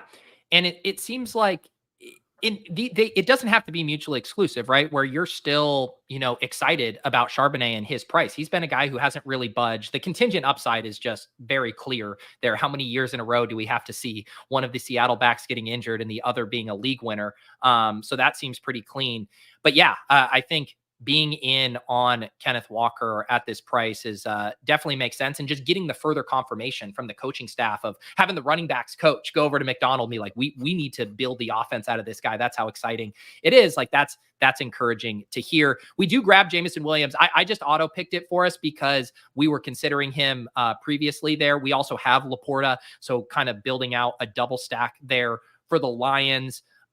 You've been pretty consistent, I believe, with your Jameson Williams rank throughout the summer. But again, I assume it has to be validating to hear over and over from Dan Campbell about how awesome he's looked throughout this offseason. Yeah, I've taken him a little bit above ADP at times to the point where maybe he could rise a little bit and you would still be okay because of where you yourself are targeting him. But there's some relief that the Lions don't go out there and do the same thing as the Chiefs and get him behind the defense a couple times. Then you're like, well, now he's 2 rounds more expensive. So, well, that's essentially what has happened at the beginning of each year. It's like, Jameson Williams has this, kind of rough year last year, but then looks incredible in the NFC Championship game, taking an end around, used all over the field. And I was like, God, we're paying a couple round tax just on that, NFC Championship game performance. We're about to pick here at 8-9. We got our 2 running backs, 4 wide receivers, and 1 tight end here. Wide receiver has definitely gotten wiped out. Don't think that's remotely going to be a consideration for us here. At quarterback, nothing we need to do. We can play the hits here. There's running backs. I don't think there's a quarterback thing we do unless you're seeing something. What do you think?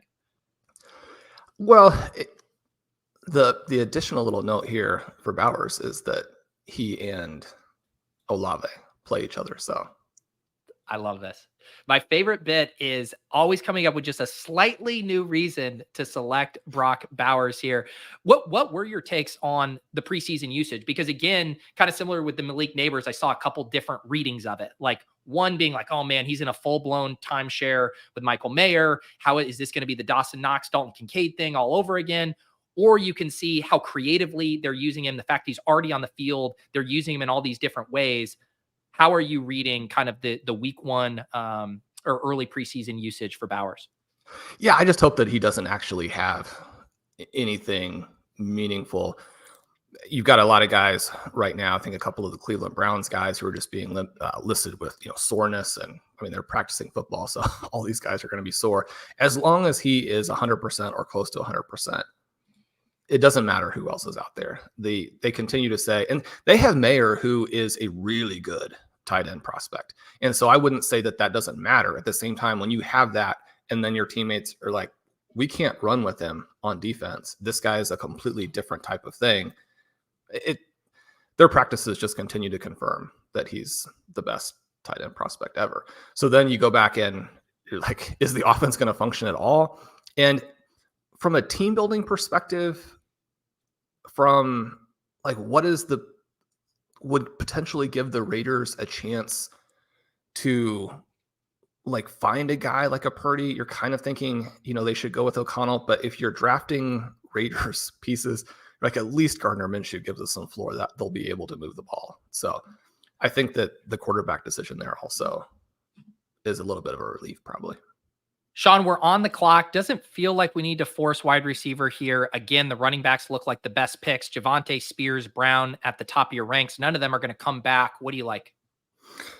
Yeah, I mean, Chase Brown, maybe in a vacuum. Javonte with the buys. He looks like he could be a first-round pick next year. Yeah, let's sidestep the buy thing, like you said. There we'll get Javonte with the week 14 buy. Again, we were talking about like the Broncos usage. It does seem based on last night that the kind of pattern that developed, like Javonte, the clear lead back, Estime kind of his direct backup, Jaleel McLaughlin, kind of the clear third down back, playing that Darren Sproles, whatever, Alvin Kamara in the Sean Payton offense, with Samaje Perine being his direct backup. Is that kind of your reading of it going forward? Yeah, I guess I would still be skeptical that Perine makes the team. Gotcha. And again, I still think that Perine is draftable because I think that he will score for some team at some point. You look at what they did last night, and it makes you think that Williams will be a low-end RB1 and McLaughlin will be a low-end RB2. So that would be pretty positive at their prices. Yeah, because that was the thing I was thinking through too, right? Where it's like, if it's a three-headed monster and Estime's heavily involved, that starts to throw a wrench in all of these upside scenarios. But if it consolidates around just two backs, and two backs that can catch passes, and you have Bo Nix, who's, playing really well, or at least, moving the chains, operating a decent offense, both those guys can pay off their ADPs in the same way a lot of these pairings of players here can. So that did seem like a vote of confidence for both Williams and McLaughlin last night. And Estime is somebody I believe in. I do think he's a good pick. I think you eventually score a lot of points for them. Peyton has been willing to slow play the running back selections that they've made as well, including guys that have been drafted fairly early. If the top two guys look as good as they've looked in preseason, I don't think there's any pressure for them to get somebody else involved just to do it. I mean, they're going to be ready to win. They had a gross season last year, and they think they can win. So I think it's going to be Williams and McLaughlin. All right, no quarterbacks yet for us. We got the 3 running backs and 4 wide receivers, our 2 tight ends here. The big question, do we start trying to grab a wide receiver here, or do we grab another running back, or potentially a quarterback? Which direction do we go here? Yeah, I think that this is into a range where I feel comfortable taking Judy to get that additional receiver. J.K. Dobbins, though, I also think is a nice pick. So, yeah, I guess the one question, let's take Judy here to add him on. He did have like the hamstring scare, I believe, but then was back at practice. I don't know if you have any other notes on him. The only other thing to consider is, do we want to try to take Jared Goff at 124, or do you think there's a chance maybe you could push him? I noticed the Amon-Ra drafter has 2 quarterbacks already. I guess it's just thinking through kind of our stack options as well. Yeah, I think that since we have 2 of the guys, I do tend to go ahead and lock him in at that point. Yeah. If there is someone else that we think really moves the needle, I'm always good with taking a gunslinging approach to the draft here. The Lions are going to just put up an avalanche of points. Did you have any other notes on Jerry Jeudy? Have you, other than that kind of injury dust up, has there been anything else that has changed how you're viewing him? Not really. They seem pretty enthusiastic about what little he's been able to do. His injury stuff is just, it's so infuriating. He seems, and it's easy. I mean, it's unfair and easy for someone sitting off to the side to say it. He doesn't seem like someone who has handled the physicality of the NFL very well. That said, all right, Shawn, he's such a massive discount. What do you think? Do you want to? I think probably grabbing Goff at ADP with this double stack is probably the prudent thing, unless you got something up your sleeve. No, I mean, I think there's an interesting wide receiver or two, but I think we should take Goff. All right, let's take Goff. We did get the huge slide on Laporta. We reached slightly on Jameson Williams. I'm generally down to push it 2 at quarterback, but that seemed like a spot here for us to lock that up. And now we'll kind of have a ton of flexibility going forward. So we have the Jared Goff double stack. We got our 3 running backs, Bijan, Kenneth Walker, Javonte, up to 5 wide receivers, Olave, Devontae Smith, Xavier Worthy, Jameson Williams, Jerry Jeudy, and our 2 tight ends, Sam Laporta, Brock Bowers. This is like, I would call this wide receiver room. This is the Slim Reaper room. Olave, Devontae, Xavier Worthy, Jameson Williams, Jerry Jeudy. Do we have a guy over here that weighs more than 190 pounds? I'm not sure if we do. And that also reminds me of the play in the game last night where you're like, okay, Marvin Mims is not going to be able to play at the NFL level, where Stidham throws that ball off the lineman and it's just bouncing up there in the air, and Mims is right under it, and the defender just come like softly push him to the ground and make the interception. So we've got a full team of receivers who are not going to be able to box out. What you're saying is this team, to stay on theme, needs Troy Franklin and Marvin Mims on it here. No, we'll try to avoid that. Looking at we got the Detroit stuff set up here, so we can maybe try to think if there's a San Francisco player that makes some sense here, and then we can see what any other stacks, like you mentioned, the Olave with Brock Bowers stuff there. Do you think is Minshew draftable at all? Or are you still worried about him, being benched and not playing, when it matters the most for us? Yeah, I think that would be pretty tough in a situation where we got in a lot of trouble with the second QB. I probably would prefer to take just a guy who's got some mobility, even if it doesn't fit the rest of the build. Obviously, as you mentioned, we do have both sides of that game. So it's compelling to think in terms of how we could play it, since the Lions 49ers element, that 49ers piece probably just ends up being a force if we make it, right? But you'd love to have it with how we have the Lions set up. Yeah.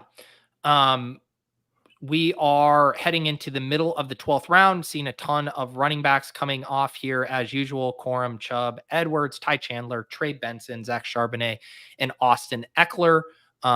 We have a lot of different directions we can go other than pretty much tight end, which we're most likely going to shut down. But this looks like, I think this will have worked out well grabbing the quarterback there, because it seems like we're going to like a running back at this 141. And then we'll have to get creative with some wide receivers here as well. Any other thoughts for this build as we near our selection in the 12th?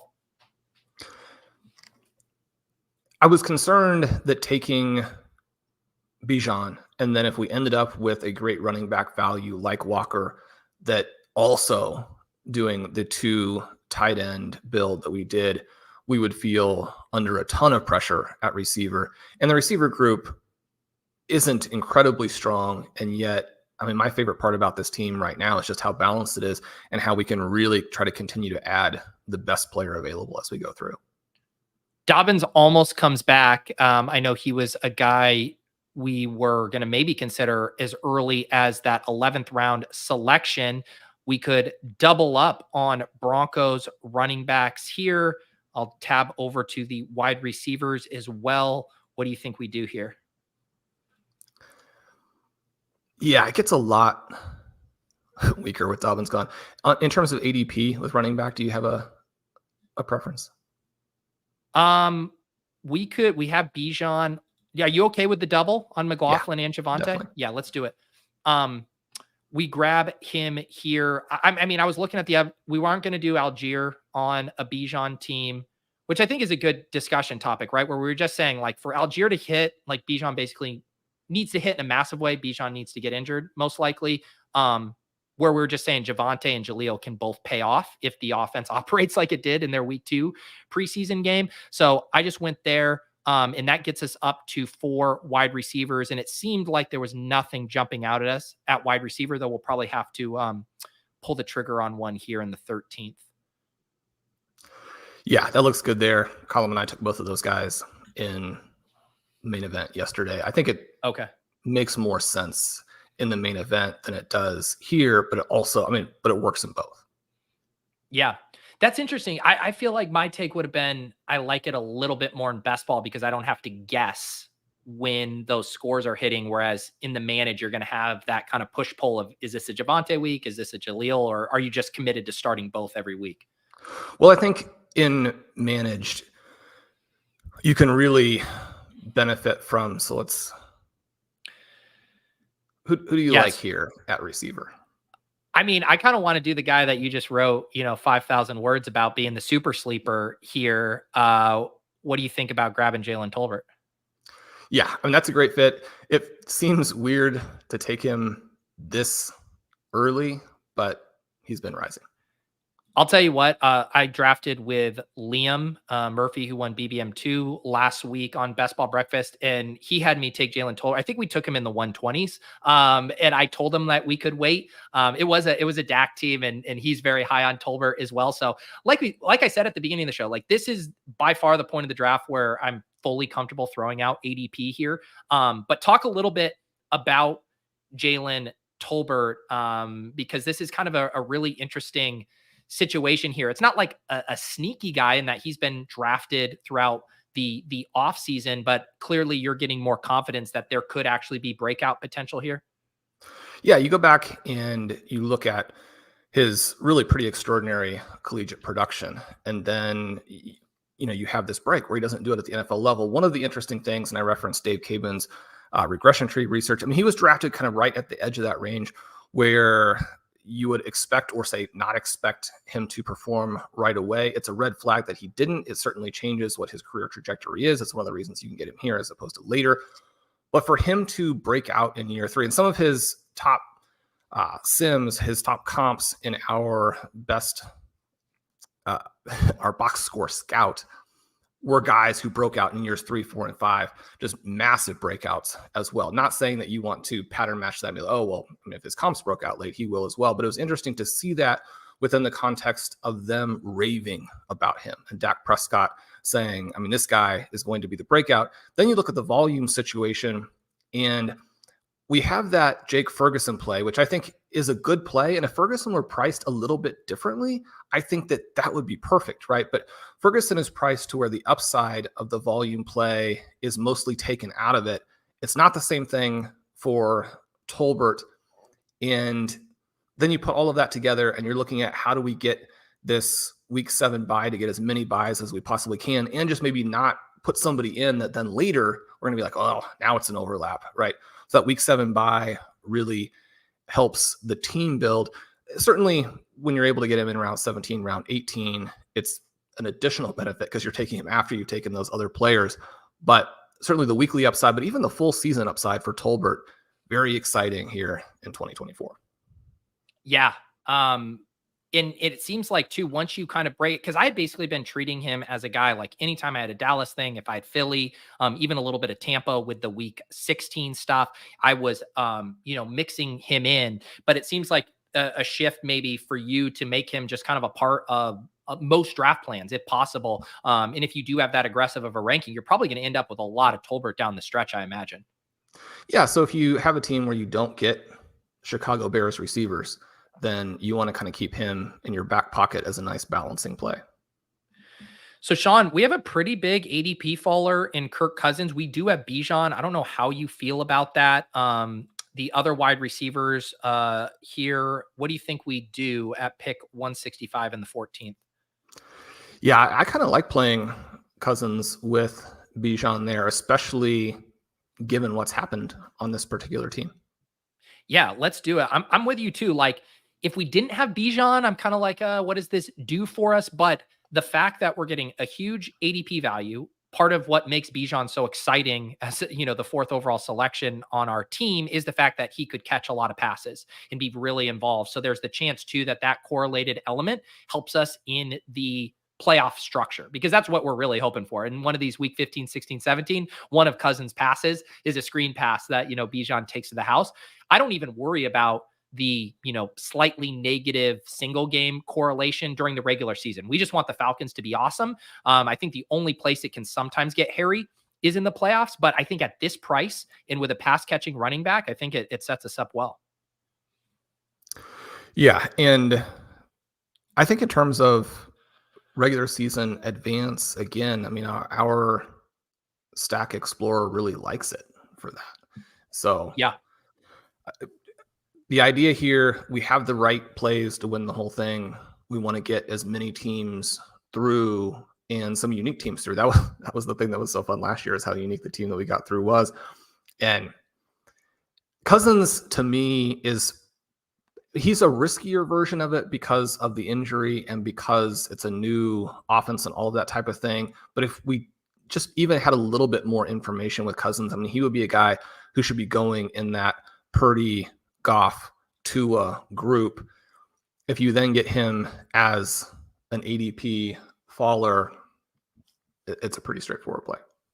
All right, Shawn, we're on the clock at 172 here. Most of your high up players in the ranks are running backs. Where do you think we go here? Yeah, it sounds like Tracy is fine. I think that people should be adding some Shipley to their rosters, whichever direction you prefer on that. Let's grab Tracy here. Where are you thinking as far as, so We're now up to 5 running backs here. Can probably be done at running back. Bijan, Kenneth Walker, Javonte, McLaughlin, Tracy. We got the 6 wide receivers here. I guess we do have a ton of flexibility with the 3 picks. I mean, ideally, is this maybe like a third quarterback and a couple other wide receivers, or are the running backs just going to be overwhelmingly the most attractive picks that we lean in that direction? One of the things that I do like to try and keep in mind is that when you get the wide receiver value, or you get the wide receivers built up enough, a lot of the simulations from Jake suggest that people are actually drafting too many receivers. And I think that that kind of siren song of building out some cool late stacks can also kind of pull you into drafting too many. In this particular team, I don't know that with the running backs and with the tight ends we got early, that you would really consider this to be a team that's loaded up enough at receiver to say, let's go ahead and take some of these other guys. So it's still kind of a best player available, but if we could get some receivers we liked late, that would make sense for this team. Are you seeing anything that would relate to a quarterback pick for that third play that would be fun? Yeah, it would probably involve something with the Giants and the Giants wide receivers. I'm trying to see any other kind of like correlated stuff that we can build around here. And we don't have a lot of stuff. I mean, with the Tyrone Tracy, I think that does kind of, if we want to do something like we did with Cousins and Bijan and do something with Dimes and Tracy, I think we could maybe build out some correlations there. But I guess, yeah, from a game stack angle, I'm not seeing a ton there. Maybe a guy, I don't know what you're doing with a guy like Luke McCaffrey or any of the Commanders wide receivers. If there's something opposite Kirk Cousins that would be interesting to you. Probably not. I was wondering what you were thinking now that we've gotten the poor quarterback play from both Wilson and Fields. He has the week 17 opposite Worthy. Fields? Yeah. I think that would be interesting, and obviously a guy that we don't need to worry about stacking here. Some interesting wide receiver names here, but I kind of like that idea. I mean, this is the exact kind of quarterback room I think you slot him in on, where we feel pretty good about the Goff and Kirk floor. But if we could maybe get a guy who could randomly drop 35 for us in a playoff week, that could be Justin Fields. And not a bad price for him either. There was that moment in time where people were rushing up to grab him in the 11th and 12th. I like this. You want to grab him here with our 16th round pick? Yeah, let's do that. So we'll grab here Justin Fields. So good at quarterback now with Goff, Cousins, and Fields. Pretty good at running back, obviously good at tight end. One other note about our tight end, which is fun, Shawn, is I feel like a lot of times our Bowers teams are with, the tight ends on that side of the board. So either with McBride or Kincaid normally. So to get him with Laporta, which just based on them being on opposite sides of the board has been hard to get, is fun to make sure we've sufficiently mixed and matched our Brock Bowers elite tight end exposures. Yeah, another reason. Just go ahead and layer him in to all of the teams. There you go. Justin Fields, Brock Bowers. What we do around here is we draft the most fun high upside teams imaginable. Let's look at some of these wide receivers here. Definitely some interesting names for us. I'm looking at any other correlation stuff. I mean, Malachi Corley at this price doesn't seem awful. We have the one week 12 bye with Olave. Anything else jumping out to you here? We could do the Jalen Hyatt, who I like. Yeah, let's get Corley first and see if any of the guys who might be, mostly undrafted come back to us there in the 18th. So what were your thoughts on Daniel Jones and his frustrating foursome of receivers, or the frustrating threesome after Malik Nabers? Yeah, I mean, I've been on Hyatt with you. It's funny that the beginning of the season, I did that video looking at the most polarizing players in fantasy, And one of them was Justin Fields, based on, the way I quantified most polarizing is I looked at Shawn's ranks, Pat's ranks at legendary upside, and Leone and Cruz ranks at establish the run, and then tried to find which players had the biggest delta in their ranks to find, where's the least consensus. And it's funny because we've been drafting a couple of them here today, Justin Fields being one, Hyatt being another. I think it's been encouraging as far as like the usage for Hyatt and what they're saying about him. I think they really, really want him to be a part of their plans. But like you said, how is this going to shake out? Can Daniel Jones support multiple pass catchers in this offense? I guess I'm still encouraged. Like, I think Malik Nabers can have such a massive target share and be such a yards after the catch guy that he can smash. And I think Hyatt can get there at this price on just a couple of deep balls, well-timed ones throughout the year. So I guess I'm not panicking, but does the Daniel Jones performance give you pause with being in on these Giants wide receivers? No, it doesn't. I think that that is factored in. The concerns I have, or the questions I have, would be, who are they going to build the second part of the offense around? And will there be a big role for Darius Slayton, who again is a guy that I really liked, but he has kind of that Javon Baker element to him where he can get deep, he can get open, he does struggle to catch the ball. And then there's that tension of, does he have the all-around upside to become a foundation piece? Because if he's involved in a big way, then it just does really make it a lot harder, I think, for Hyatt, who, as you mentioned, is the player they want to succeed. He, again, kind of drafted in that range where most of the time you're going to be looking at a year 2 or a year 3 breakout. The vertical speed with him is just so enticing. We talked a little bit earlier on the show about how you want to structure your team so you're not taking zeros. There's plenty of risk there with the Justin Fields pick. Hyatt does go. There's a lot of zero risk, I think, with him, but the tournament and just the breakout potential when you're talking about round 18, I wish he had come back a couple more picks. So a couple correlated options would be like a Roman Wilson, a Ray McLeod with our quarterbacks. There's obviously like the Khalif Raymond, Darius Fountain stuff here. Any interesting names that you think make sense for this team? I'm good with a correlated play. I'm good with Malik Washington. Okay, yeah, let's do Malik Washington here. We do have that little mini correlation with Jerry Jeudy there. I believe we drafted Malik one other time, maybe a week or two ago. Have you been encouraged by stuff from him in the preseason? Well, yes and no.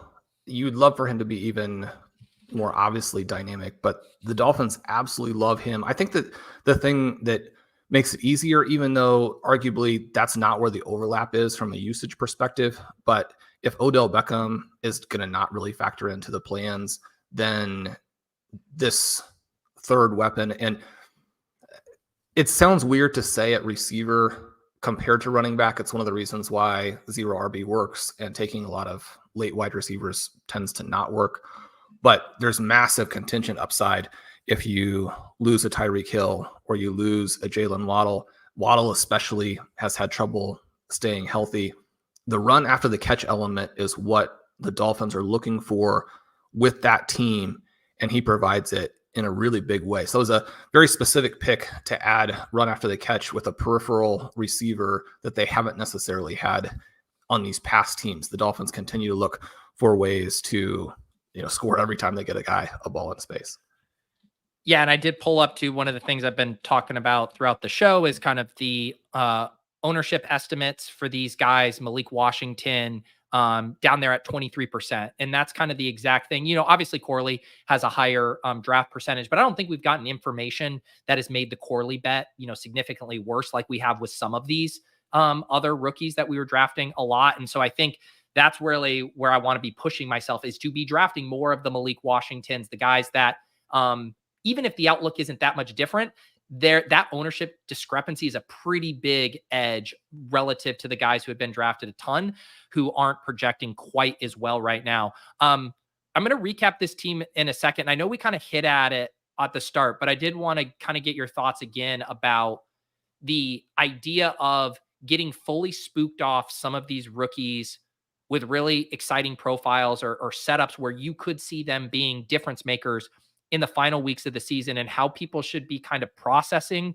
stuff that is really pointing us in the direction of like week one. Like, this is what the team wants to do, but understanding that's not how this game works. It's not how rookie usage, is stuck in time from, what is happening on August 19th to what will happen in the fantasy playoffs. So how should people be thinking about that dynamic? Yeah, I think you want to continue to try and default to the talent profile, and only when the team has been extremely definitive, and there are certainly cases of that you want to dramatically change how you're approaching it. Now, if you have a lot of exposure to a name who seems like he's going to be a zero for a long time, I think that you move off of that and you don't really worry about the fact that, say, I paid round 13 prices, now I can get round 18 prices. It doesn't matter enough to where you want to cause a problem for your overall exposures and draft somebody who could be a zero.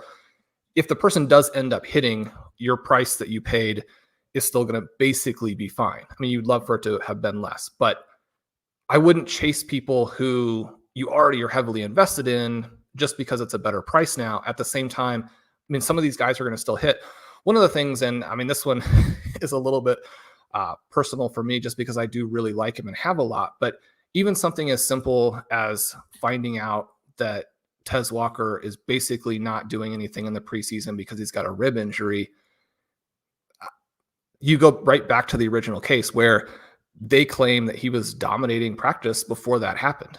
And so is that an injury where he's going to come through it? It hasn't lost so much ground in terms of how, not even really relative to the other guys because they don't have other guys, right, beyond the couple of starters, but in terms of how the offense is going to be structured. Is it going to be, week 15 before they deploy him, as opposed to, I mean, I think you could have gotten some really interesting volume week 4, 5, 6, etc. I don't think we want to be taking zeros with the idea that he could have a spike week in the championship. But we also want to keep in mind that these guys who were good and were practicing well and then got buried through, weird types of things, we shouldn't completely forget about or think that all of those teams are broken. They're probably not. So That's kind of the balance that I would be thinking through as we're drafting today.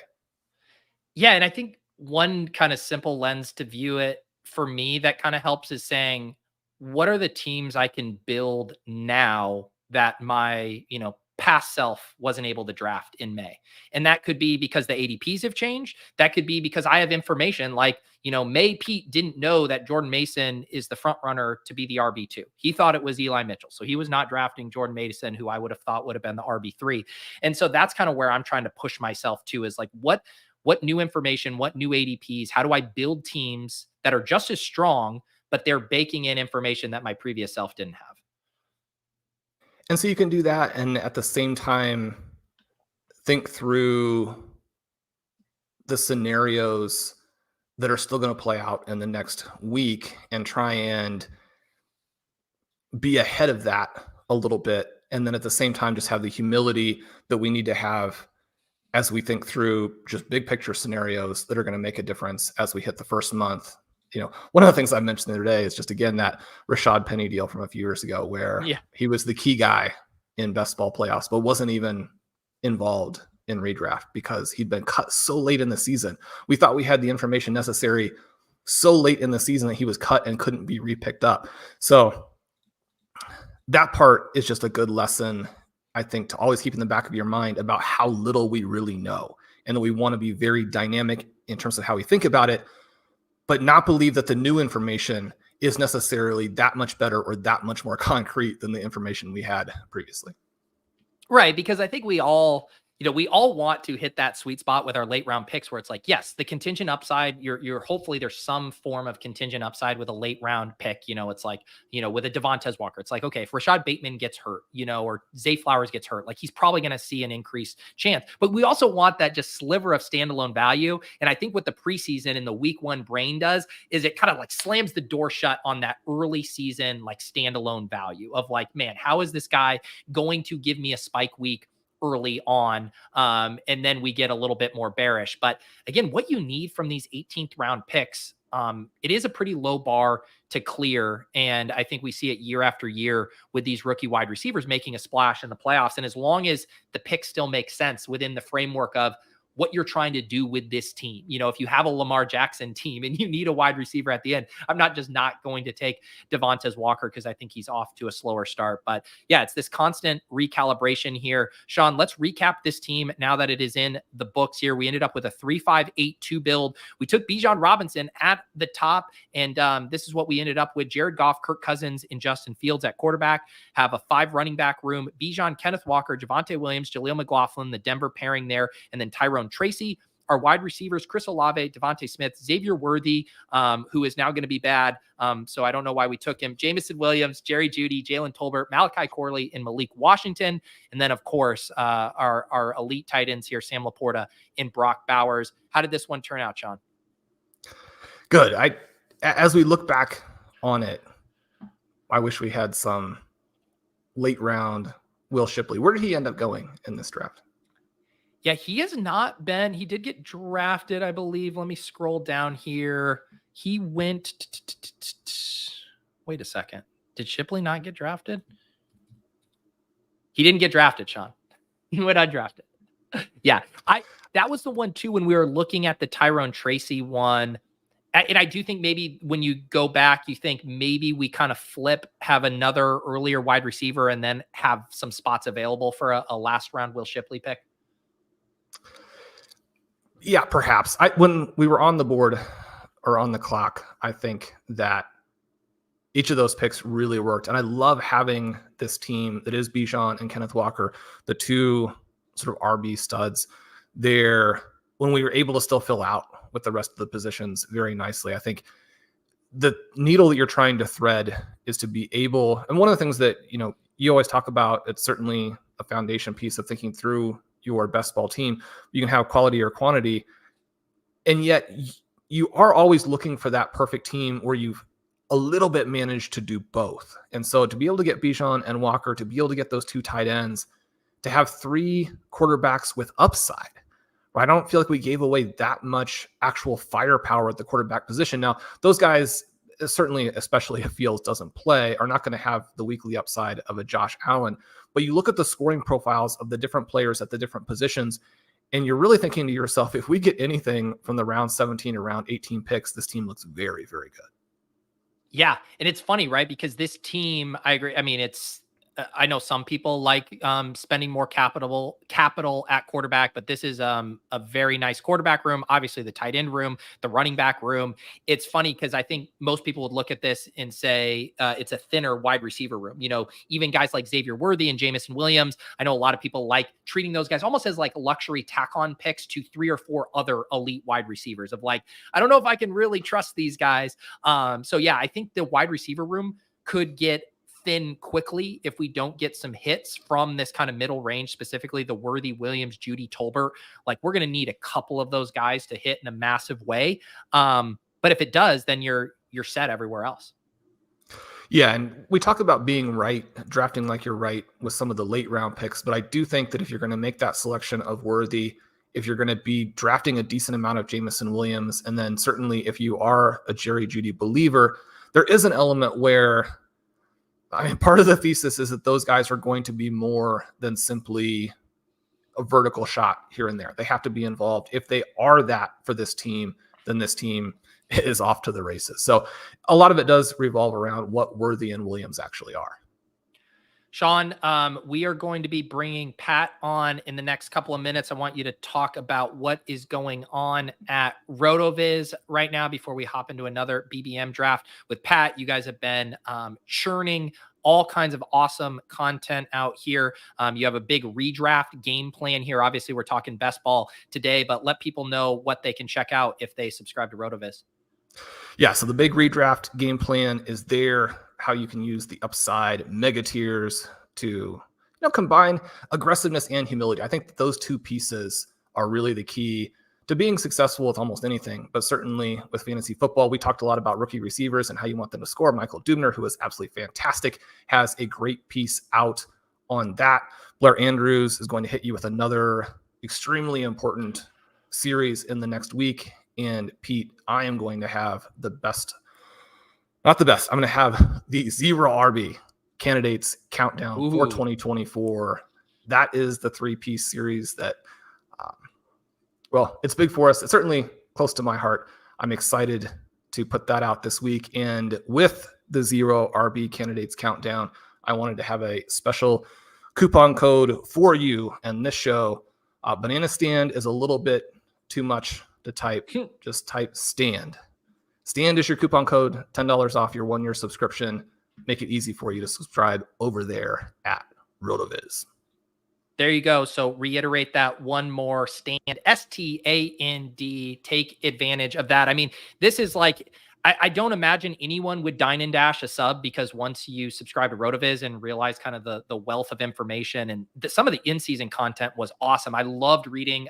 It was Dave Caban's matchup wide receiver cornerback thing last year, and kind of looking through the more granular data at which type of wide receivers were winning in specific matchups. It was an awesome kind of tiebreaker for single week DFS and underdog draft purposes. So this is a long way of saying it's not just preparing you for your drafts. I think you will get your money's worth. So check it out and take advantage of all of the great stuff coming. Even Shawn's just 0 RB countdown is worth the price of admission alone. So that's promo code STAND. Shawn, we are going to bring Pat Kerrane on, but I'm excited to draft with you again next week. And we'll see you next time on the Best Ball Banana Stand.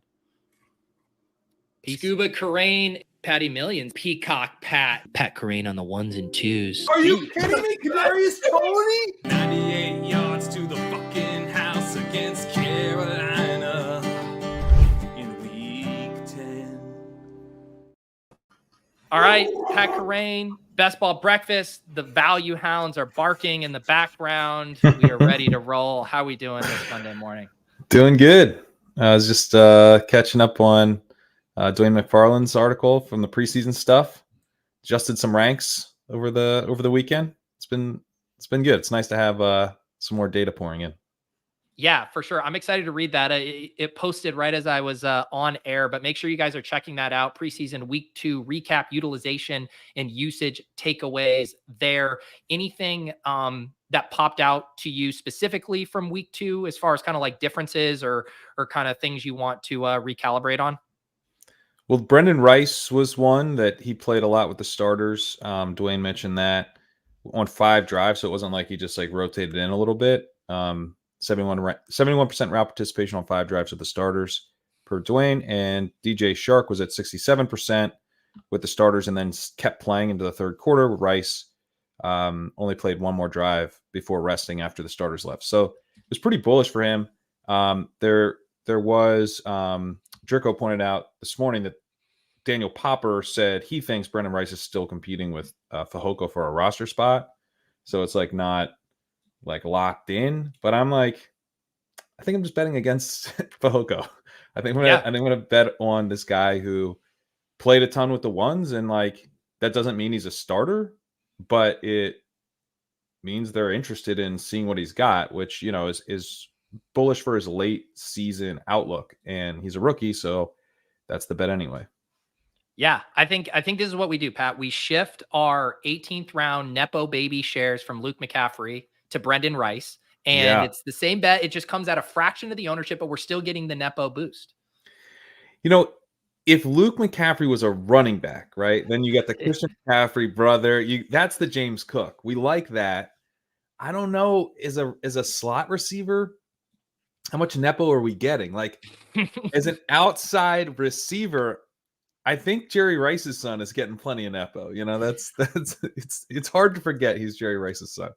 If I wanted to be the contrarian with this analogy and to protect my Luke McCaffrey bags, I would say the selling point of Christian McCaffrey is how elusive he is as a pass catcher, getting those screen passes, making guys miss.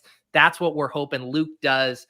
But yes, I think jokes aside, like this is what I've been saying this morning, like now is the time to shift these 18th round bets to the guys that not only are the bets looking better, but they're coming at a fraction of the ownership and just not being on cruise control in the last round of the draft, because you're still going to have to scroll to find Brendan Rice. Like, you're going to want to click Luke McCaffrey. Like, he's going to be the one staring at you, but it's I think things have changed in a pretty big way as far as how this tournament works.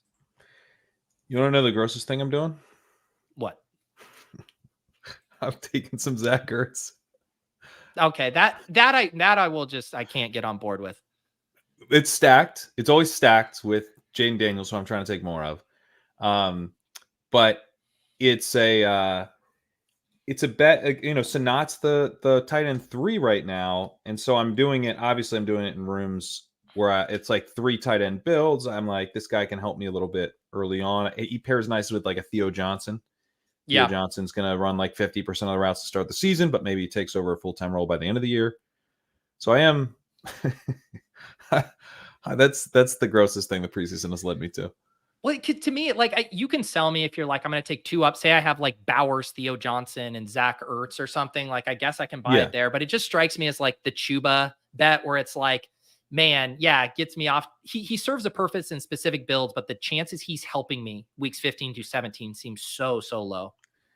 Yeah, they're low, but they're not like, I mean, old tight ends have hung around for a while. We're on the clock at 1:11. I hopped us in the draft. The usual suspects all gone here I'm still a fan 1:11. of Puka here, man. Yeah. I did a Puka draft this morning with my first one. Happy to take Puka here at 11. And then the question is, what do you do at 2-2? I've been treating 2-2 more as like a choose your own adventure lately. Let's get wild. I did a Puka Debo team. Not that that's super wild, but I mean, like anyone here in round 2 that you would like to pair with Puka, I'm game for. Davante Adams goes at 112. I do like Harrison if he's there, which is kind of the. Let's just do. You want to do it? I love. Let's get wild. Oh no, let's do it. No, I mean Harrison's just. I'm in on the Harrison thing. I think we've all felt uncomfortable with the price, and it is an uncomfortable price, but I'm in. He's going to be really good. And yeah. To me, this is like that CeeDee Lamb Amon-Ra thing last year. We're like, oh, this feels. You feel kind of like a donkey because it's like so obvious, but like it absolutely smashed. I love that you just said essentially a direct line from the 2024 Best Ball Bros video. I'll give the spoiler alert. No. Puka Marv is our generation CeeDee Lamb. And it really is, dude. It is. Oh man. We took. I mentioned this before. We did a main event draft. That's a high stakes season long draft with Davis on Ship Chasing last Thursday. Definitely check that out. Had a ton of fun. And we ended up taking Marv in the early second. He was kind of an ADP faller. Everything went off the rails. And it was like, he'll probably, I'm guessing, Pat, be our only high stakes share of Marv this year. But it's still like, it's that same thing. It's like, I want one of these. Like this guy could just go absolutely nuts. I think it's okay to hold both things in your head. I think it's okay to say this price gives me sticker shock, and I want to have Marvin Harrison on some teams. Yeah, I mean, the thing with Harrison is like, do people remember that last year at JSN's Pro Day, the scouts were like, we kind of want to see Harrison. We really would prefer to watch Harrison do stuff. Yeah. So like this dude has been, this is not Nepo. He's an insane wide receiver prospect and happens to be Marvin Harrison's son. But he's like big. He's the profiles of like, what if Marvin Harrison was big? That's pretty exciting.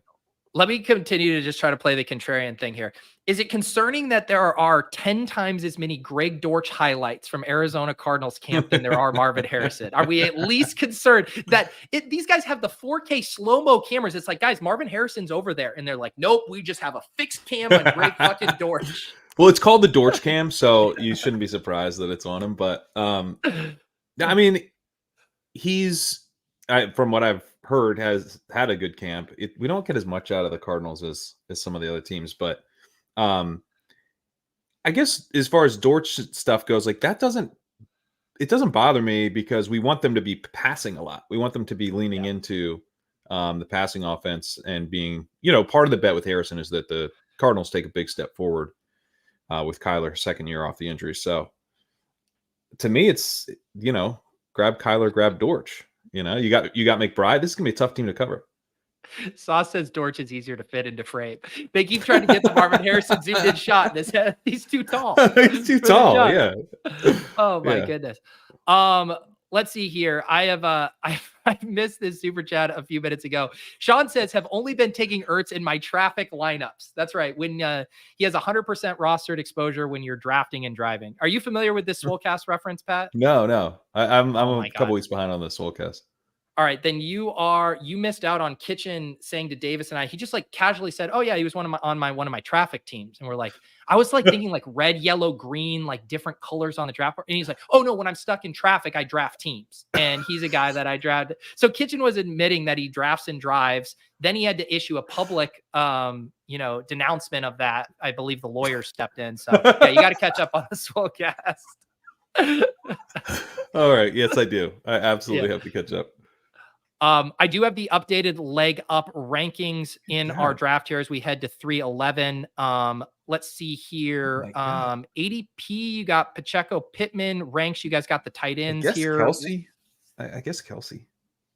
All right, let's do Kelsey. These are the two guys I'm light on in BBM, just as far as elite tight end. I'm at 7.8%, Kelsey, 6.1%, Laporta. Shawn and I just got Laporta at pick 45 in the draft previously. I've seen Kelsey fall really late, but not so much Laporta. Yeah. I mean, I think, was it last week? Did we do the Mahomes Kelsey? Do you want to try that again, or do you want to do something else? Kind of do. Yeah. I think the other would be, so Higgins goes. Let's do the Mahomes Kelsey. I have an amount of Patrick Mahomes here in BBM that anyone who exclusively watches highlights on Twitter would be mortified of. 2.6% Patrick Mahomes. Have you not seen the highlights, Peter? Apparently not. No, I need more Mahomes as well.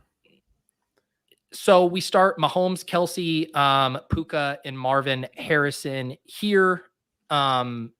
Yeah, the only thing I was saying this morning is like, even with the increased prices for everyone, it's like I guess with Hollywood, I mean, this is kind of actually a tough spot of the board to get the double stack, right? Because you're either having to reach up Hollywood, you're praying, someone comes back. So that's my only kind of knock on pulling up Mahomes now is you can't lock in the cool double stack. You can't, and that's definitely a bummer, but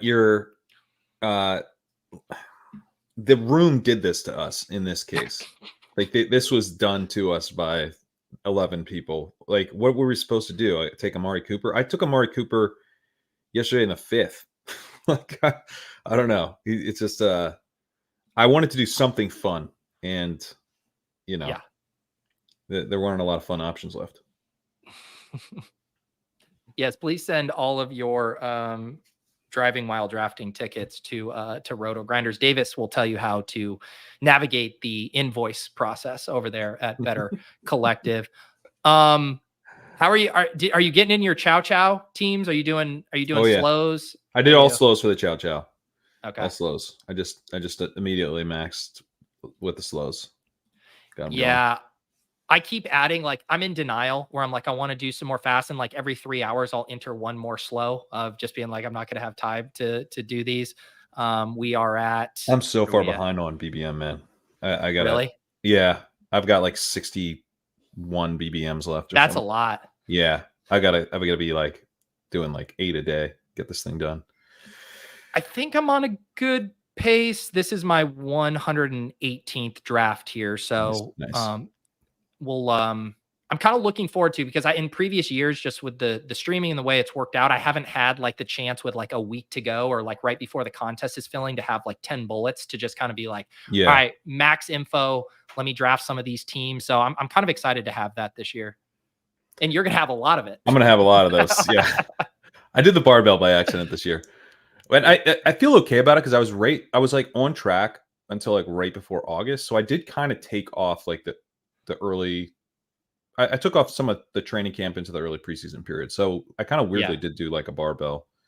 It was just when I started to get like a lot more busy. After going on shows and being like, because you say the same thing I do. It's just like, you got to draft, all off season to be able to get everything in. So I can't afford the luxury of barbelling. But in this one specific tournament, it just worked out that way. Well, so the slows, like I did a ton of slows. So I have a lot of drafts that went through that period, but it's like a lot of the slow puppy and, all those other slow tournaments. I've been doing big dog slows throughout. But while the slows help you get volume in, I don't have as much desire to like sit down and crank out a fast when I've got, when you make like 40 picks, like you're not like, let me fire up a BBM now. Yeah. So that's that. I got to figure that out for next year. Like maybe I might need to scale down the slow volume a little bit, and then like try to get more fast volume in throughout early August. That was the balance that there's your ducks, guys, that I've been trying to strike is I by necessity having to do some slows, but I don't want to ever be at that point where I'm not excited to do a fast draft because I'm drowning in slows. And I think I've found that sweet spot. All right. We are on the clock here. Wide receivers getting chewed up. We could probably wait to grab one in the 6 if you want to grab a running back here. Let's grab Cook. All right. Yeah, we grabbed James Cook here. I've been doing a good job getting my James Cook exposure up over 11%. I have a shit ton of Ray Davis, but I like having a good bit of him. I heard you, Reeves, and Bime4 having a good conversation about Rashad White. Have been trying to do a similar thing with my Bucky Irving bags, but it's been a little easier for me to come around on Cook. Yeah, Cook, I'm just like bullish on. White, we talked about, we did. Are you sure about that? Is the theme of Legendary Sickos last week, and Rich Rebar joined us. But let's do our pick here. I think Deontay makes a lot of sense. As far as like a wide receiver 3 with this build. Yes. I agree. Deontay or Godwin, I think, fit that bill. Was there any update? Deontay was banged up for a second. Is he fine? He suited up. Or he didn't suit up. Yeah, he had the groin injury. Right. I'm fine with him or Godwin. I think kind of similar thesis here. You want to do Deontay? Let's do Deontay. I'm a little nervous about Godwin with like McMillan flashing, and like he's already the number 2, and they lost Canales. I think he's fine, but if I like need like Deontay's, you're kind of like, I hope he's a double, but he's like at least gonna be like a single. Or maybe you hope he's a triple, but he's a good chance to be a double is maybe the better way to put it. But he's not a home run. But if you're looking for a wide receiver 3 in the 6th round, and you get a double and a half, that's pretty sick. Yeah, and the only thing, whenever like I'm neutral on Godwin, I'm not gonna take a side here, but the only thing I ever hear from the Chris Godwin bros is he's playing in the slot this year. He's playing in the slot. Like that's the only talking point that they have. And I agree with you. Like the McMillan stuff. I mean, that could be an issue. Slot. Right, but I'm saying every Godwin bro in the world will tell you he's playing in the slot. He's going back to his natural position. He's going to get fed. He was hurt most of the year. He's going to gobble up targets. And I don't think it's as clean as that. I agree. I think that's why the McMillan stuff is not great, because McMillan's going to play. He can play outside some, but he's going to rotate in the slot. So like this idea that Godwin's just going to feast in the slot. Well, not if McMillan ends up having a full-time role in the offense. If he's the clear wide receiver 3, which right now he's not. If I was going to make the bull case, I'd say, well, he's splitting time with Trey Palmer, and they're not going to let a rookie dictate how they deploy one of their best players. Yeah. Okay, I could see it, but I don't know. When I need a guy to, like, we have 2 wide receivers entering the 6th round. Like, I need someone who I know is going to get fed targets. Like Deontay's going to get fed targets. They're Bryce Young targets, but he's going to get fed targets.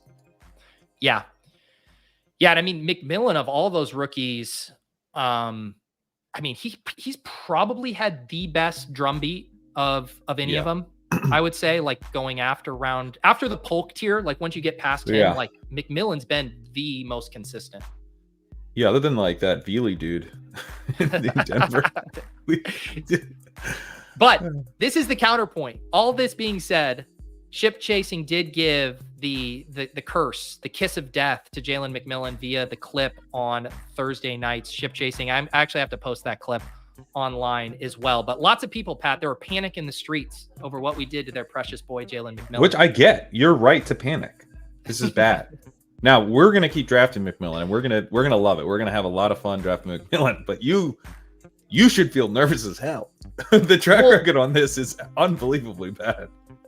And look, like there was, Pat was never going to let, a Drake May clip, be made, but it did have to be a player that we all like drafting and that we're all willing to continue to draft in earnest. And like Jalen McMillian, he ended up being the perfect one. You got to give Davis, on his third guess, he was correct. Jalen McMillian was the perfect guy. You got the UW connection, a guy we all like drafting, getting some preseason steam. Would it shock anyone if like Jalen McMillian's going in the 14th round, 13th round in a couple weeks right before we close? I don't think so. No, I mean, it feels like he's going to get there today. People love him. Yeah, exactly.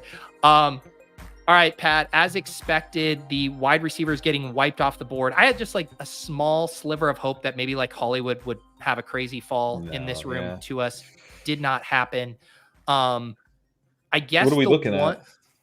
Yeah, we got you're in like the Addison Sutton Samuel tier here. And then nothing we'd be doing quarterback wise. Kyler is gone. Running backs, and people all are going to want your Jaylen Warren hamstring take as well. But let's see here. I don't know. I'm perfectly if he makes it to us here. No, and he doesn't. Addison goes. That's what I wanted. Yeah, me too. What do you want to do? God. I probably would take one of the running backs, I guess. I mean, we could take Sutton. How boxed out do you feel? I think we should get one with this next pick, but we can take a running back here. Let's take our Sutton. Favorite. Oh, take Sutton here now? Yeah. Okay. Then we can do the Courtland Sutton, Tim Patrick, Bo Nix, big boy stack. Yeah,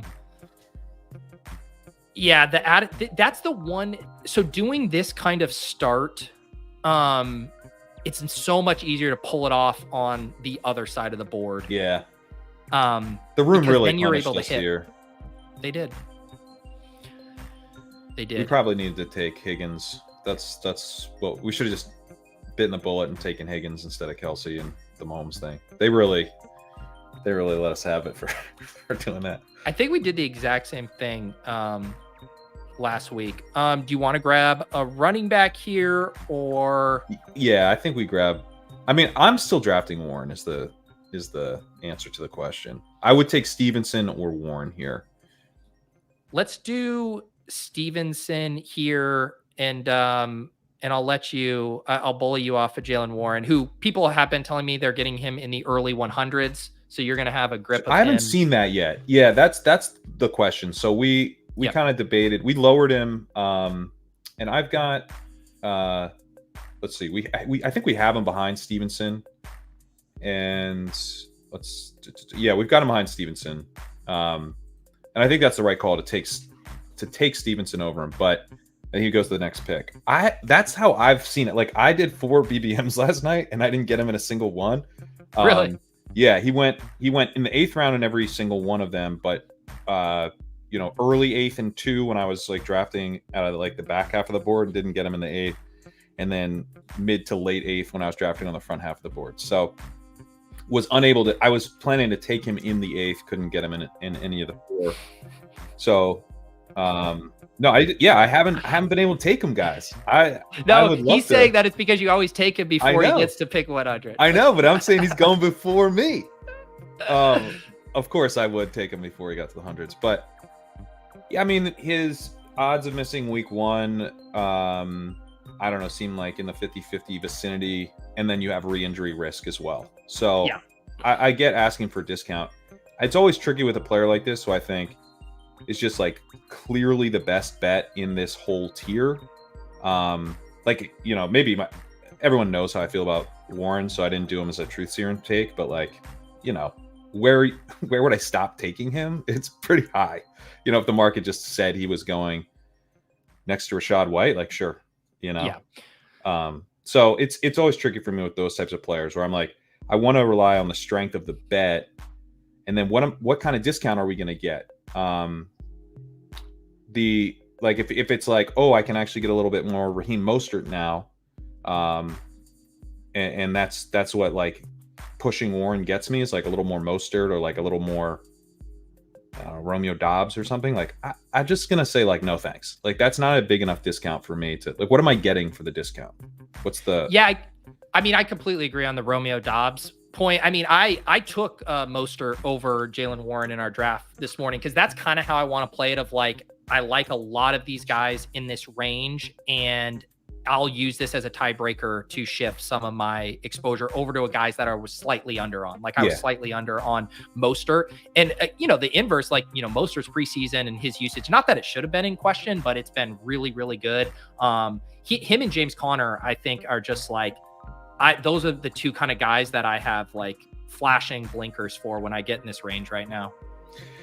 Yeah, that I actually in our chat when we were discussing how we should adjust the ranking, I kind of flagged Mostert as like, this is like the prudent move is probably to be like, I will take more Mostert now as he's about to rise and Warren's about to fall.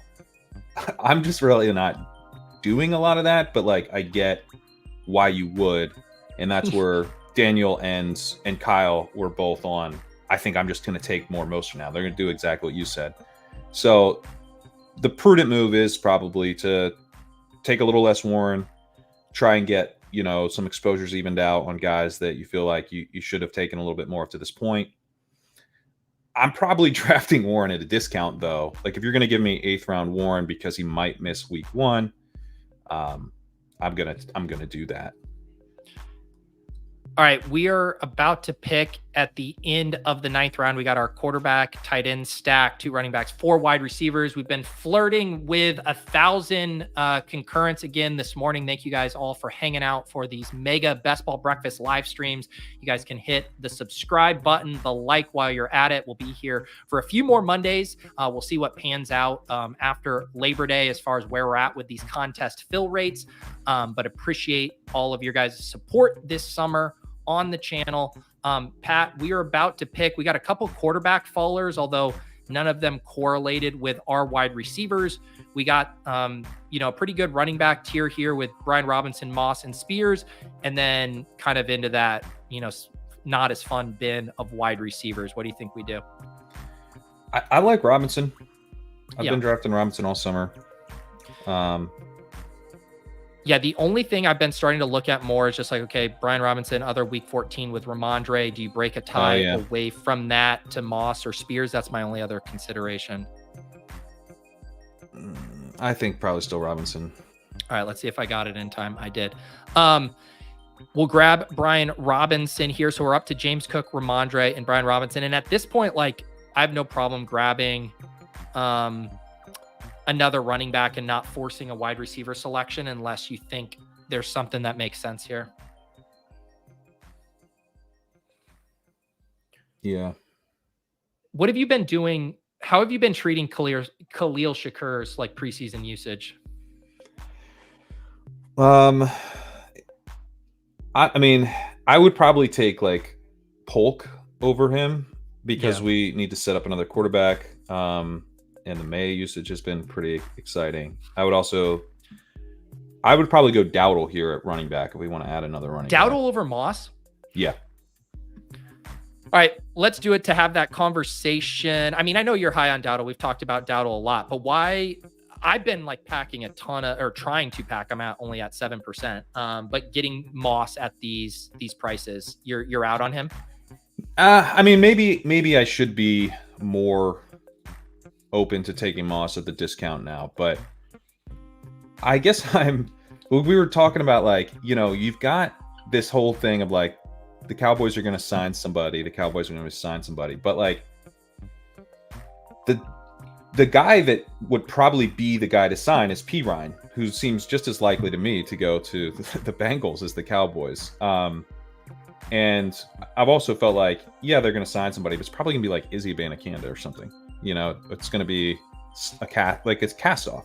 So the preseason that we've had so far, the training camp that we've had so far, all the beats in Dallas are like, I think this dude probably leads them in rushing. He's split reps with the ones the whole time. He's competing with Zeke as well. Like that's the part where I feel like, man, like this dude he's already like forcing the split, and the split is with Zeke. Like we want to bet against Zeke here. This dude is washed. So, there's kind of another shoe that could drop here that really makes us regret this pick.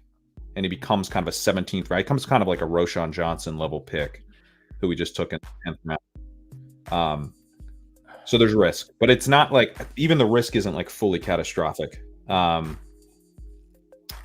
like with Moss. Like if I was going to compare him to the Bengals, I think we're getting the Chase Brown, not the Moss. Is I guess what I'm saying. Right. I think that's fair for the for the like the profiles and who they are. I think even if you want to like just separate the like Samaje Perine, Khalil Herbert, because both of those teams could be in contention to add a third running back and complicate it. I do think though that the way I think of, it's like I don't draft a lot of Zeke, and if we are going to do that comp, which I think is fair, like Zack Moss with way more juice than Zeke, as far as probably going to have a little bit more in the third down role, a little bit more at the goal line. Like I feel really good about Zack Moss's role, even if Chase Brown is just rolling on, you know, rounds 1 and 2. I guess the real question is if Chase Brown owns the third down usage, then that makes Zack Moss a bad pick, but I'm just not convinced of that yet. No, I'm not either. Yeah. And I probably need to take a little bit more Moss. But yeah, I mean, the Rico thesis is exciting. It's just like the Rico stuff. How much has he risen? Because I know he's up. He's up to 121. He was at what, like 135 for a while? Yeah. He's risen like 2 rounds or so. Not 2 rounds, maybe over a round. He's risen over a round.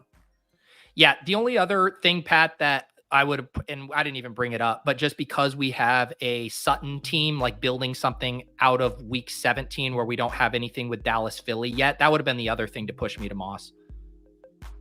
Yeah, that makes sense.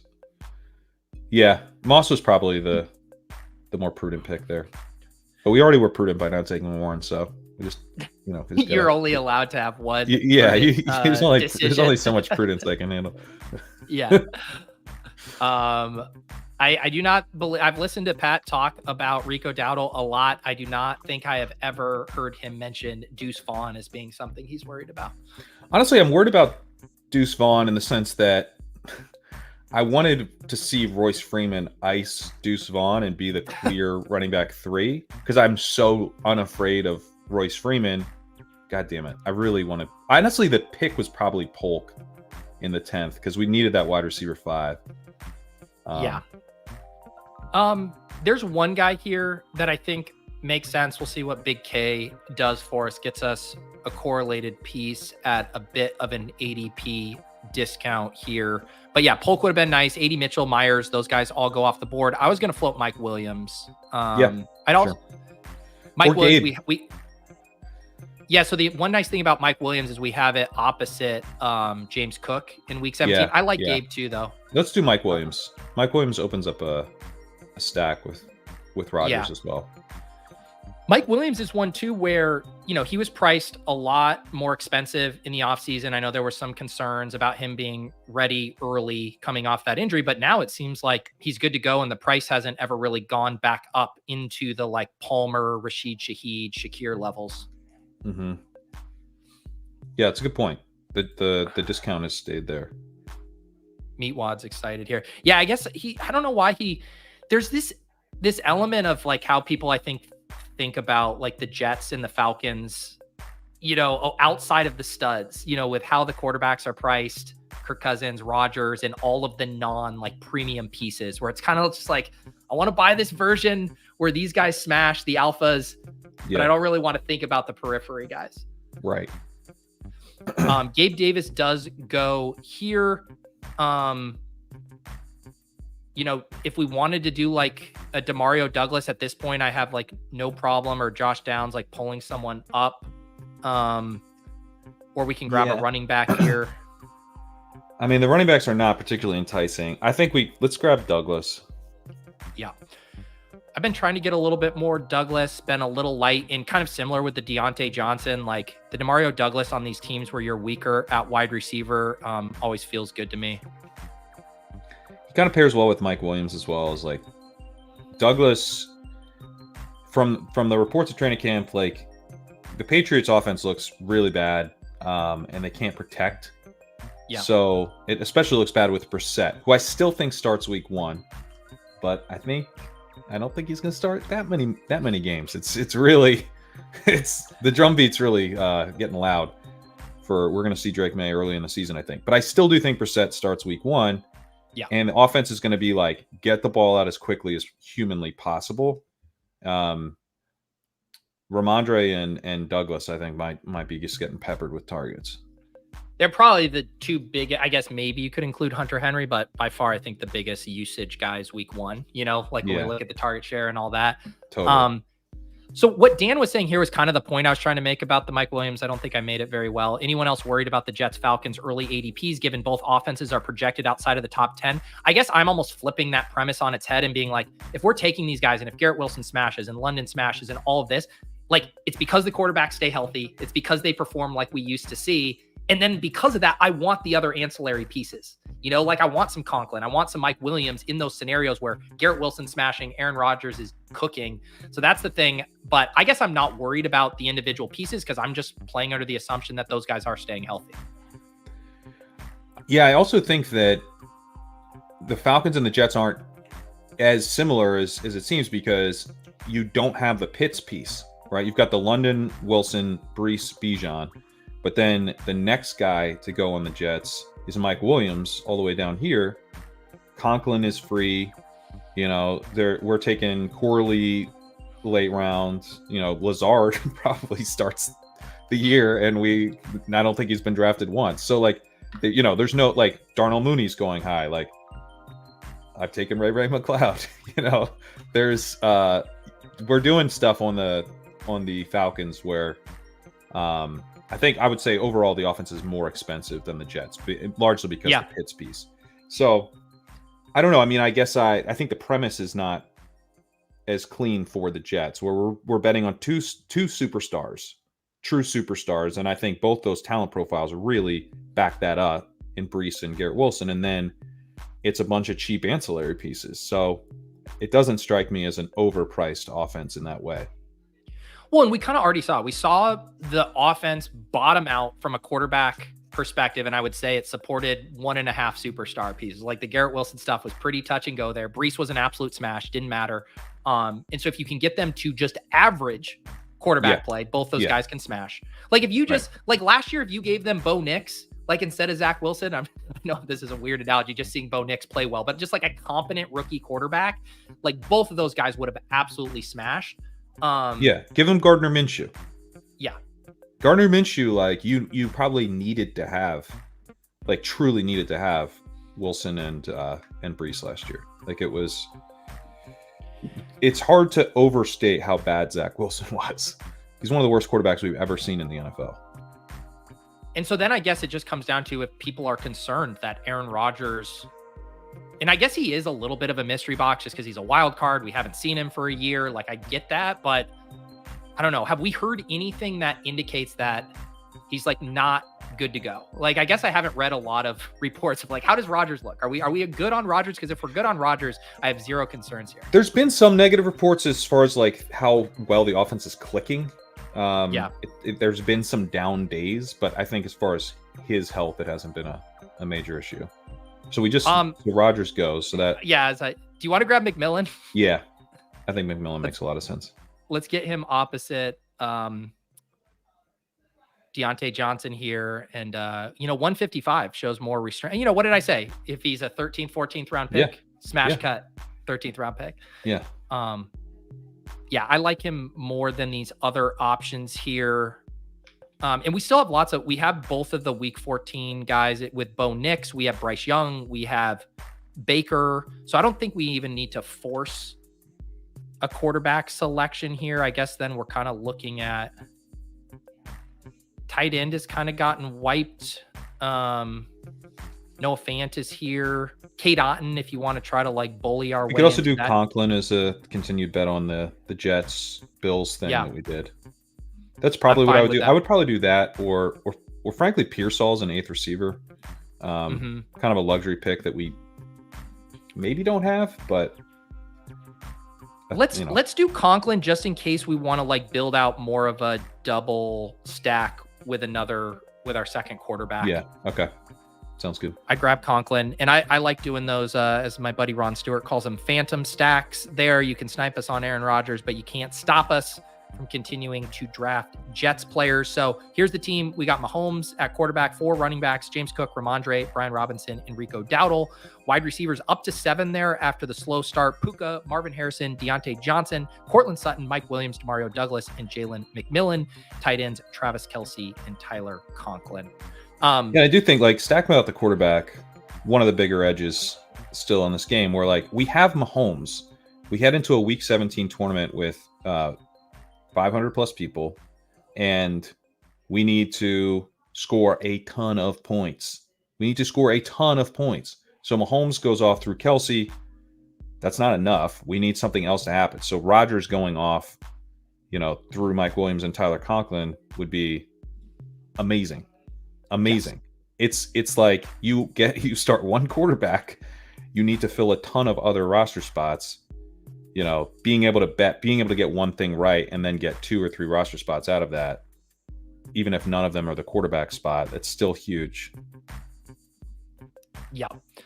I am very much on board with that. The thing someone asked me, it was JGFC, how I want to kind of approach my late drafts. And I was talking about how these last 4 picks or so specifically, like once we get in round 15, I just want to be the opposite of autopilot mode. And I've had even on a side screen here, the ETR projected ownership estimates here as just like a way to kind of start jogging my memory about some of those dynamics we were just talking about, the Brendan Rice versus the Luke McCaffrey. So this is the point of the draft where I'm just like continually reminding myself, all right, let's throw ADP out. We're still building logically around what we did, but let's not, auto click the same guys we did all summer who are maybe a little more shaky now. I do think it's leverage season. We need to be really thinking through who gives us leverage. That's one reason, like Brendan Rice, I was asking the guys in the chat, like, who are the leverage plays that really jump out, and Drico threw out Brendan Rice. Yeah. He's a pretty nice leverage play. There's, I think Theo Johnson is another really good one. Sacrilegious is in on him in a big way. There's there's an opportunity here to get a spike week that no one else in your pod has, right? That's like why this is so important, is that you could potentially land on a dude who, like, he doesn't do anything all year, but he scores 20 points in week 15 and no one else has those 20. That's pretty sweet. Yes. Normally it's the running backs who kind of bubble up, but we haven't really had those as much yet. Yeah. This team too, Pat, I guess I wonder if, would this be a team we would entertain Bryce Young as a third quarterback, a 3 quarterback build? That's the only other thing I'm thinking about here. We definitely can still build out secondary stacks with either Broncos or Patriots. We are on the clock here. I think we could go Estime as a running back pick, this Broncos thing. Yeah, Jordan Mason has been the other guy I've been trying to. I'd be into that. Just as, again, like that same thought. And Estime's not 100% drafted, but the Jordan Mason stuff, it's like impossible for him to get over 30% in this contest now. This is a good one. Yeah, he's a good leverage play as well.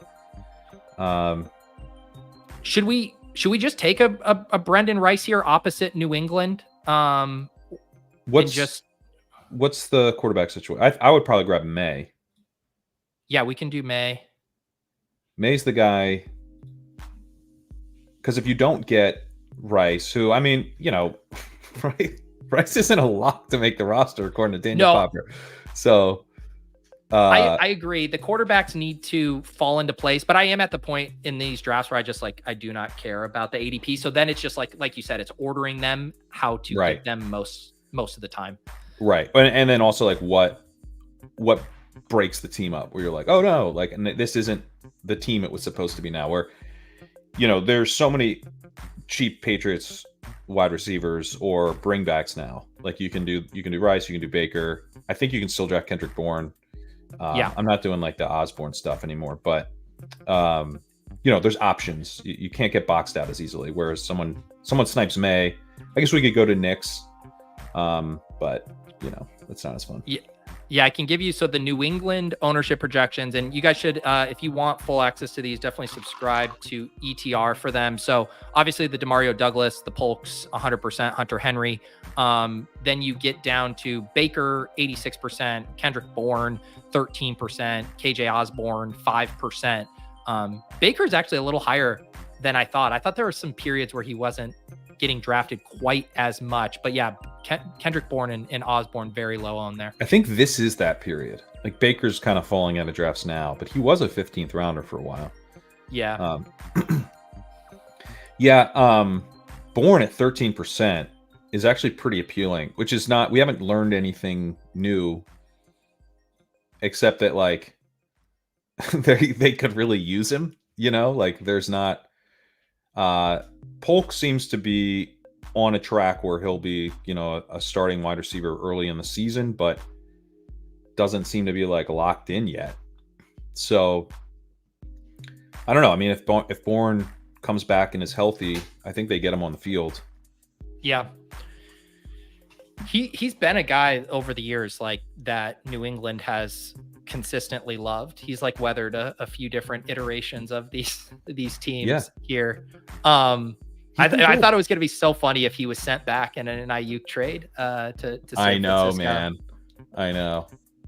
Even hearing his name mentioned though was kind of validation. If the Niners like, yeah, man, Kendrick Bourne coming back, like now we're in on this. Yeah. It is funny, like thinking about, remember when Richie James had that massive spike week for the Niners like 3 or 4 years ago? It was like a random Thursday night football game, I want to say, and he went nuclear. It was like a 30-point game towards the end of the season where every other wide receiver was hurt, and Richie James went nuts. Richie James, he was good for the Giants too. This guy's been good when given a chance.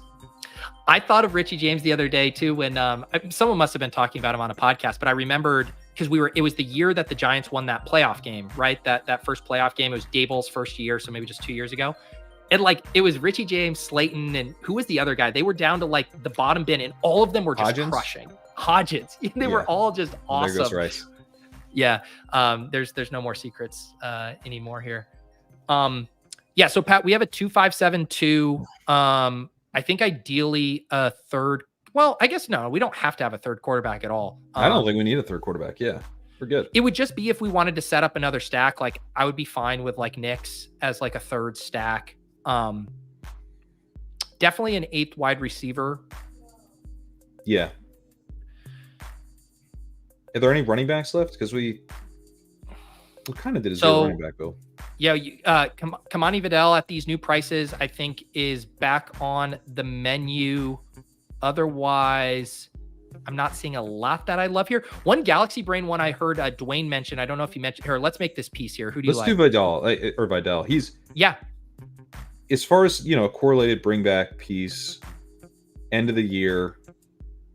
I mean, we got a little shaky there, but he started with Dobbins and Gus resting, and he's looked good.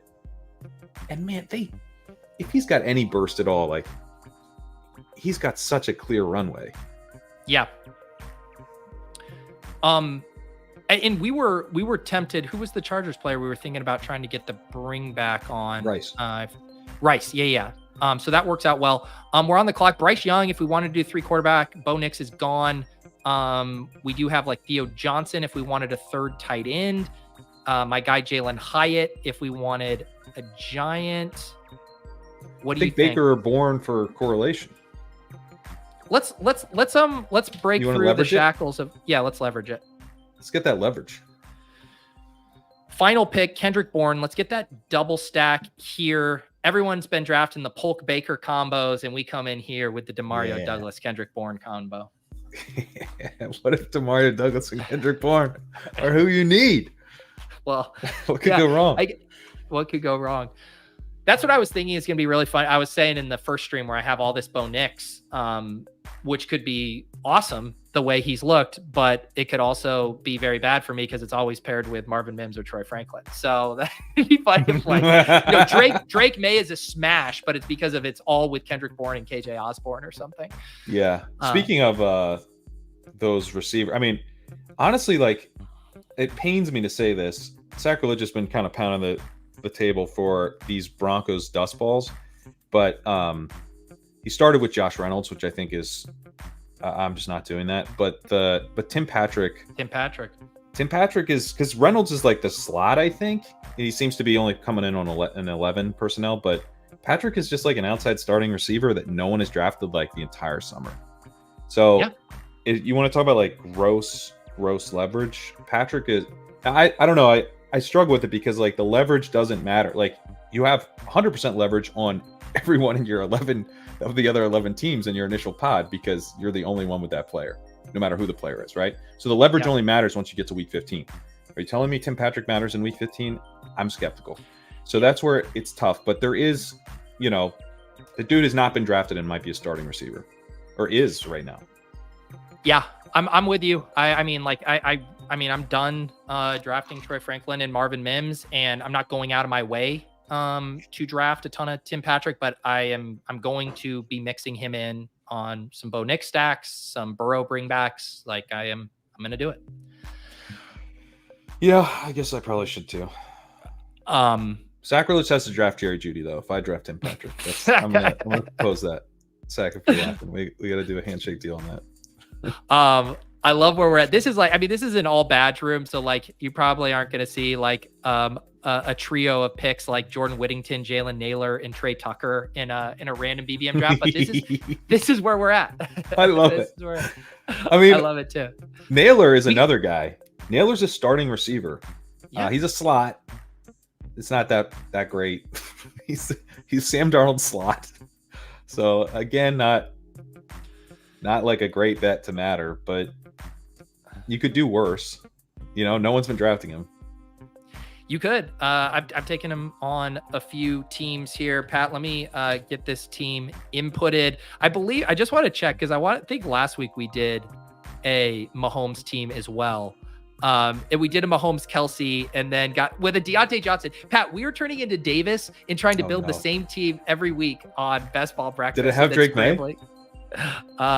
No, Kirk Cousins and Gino. Well, then it doesn't matter. But it had James Cook. Oh my God, it had James Cook, Deontay. And this is why I had to steer you away from Gabe. Oh wow, look at that. So I was like, we did some Jet stuff too. We stacked the Jets without the quarterback. We took Ray. Ray. This is a Black Mirror episode here. Quarterback Patrick Mahomes and Drake May there. Running back James Cook, Ramondre Stevenson, Brian Robinson, Rico Dowdle, Jordan Mason, and Kamani Vidal. Wide receiver Puka Nacua, Marvin Harrison, Deontay Johnson, Courtland Sutton, Mike Williams, Demario Douglas, Jalen McMillian, and Kendrick Bourne. Tight ends Travis Kelce and Tyler Conklin. I wouldn't say it was the cleanest draft we ever had, but the back half I thought we handled pretty well. Back half we handled well. Front half we got boxed out at receiver. Yep. Which hurts. It hurts. It's tough to recover from. Yeah. We're strong at running back despite not taking running back to the 5th, but wish we were stronger at receiver. Yeah.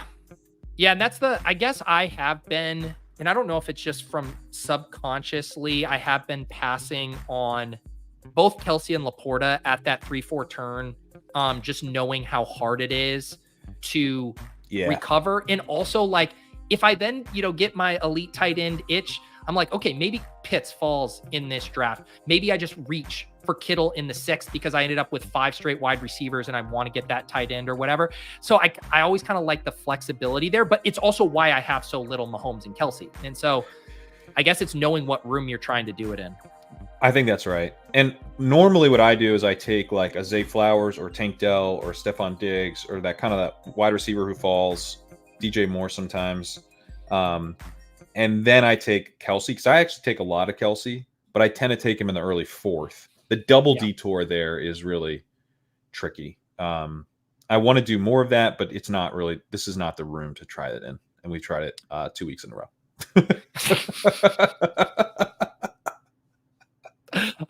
You know what? At the very least, we built out a really fun playoff schedule for Drake May. We got the double stack. He's opposite James Cook in week 16 and opposite Kamani in week 17. We didn't get any bringbacks for 16, 17 on the Mahomes stuff, but we can survive that there. And I'm glad we pushed up some guys out of necessity. Obviously the Sutton pick, the McMillian pick, but at that point, no issues. And then we prioritize some of these lower ownership guys, Kendrick Bourne, Jordan Mason.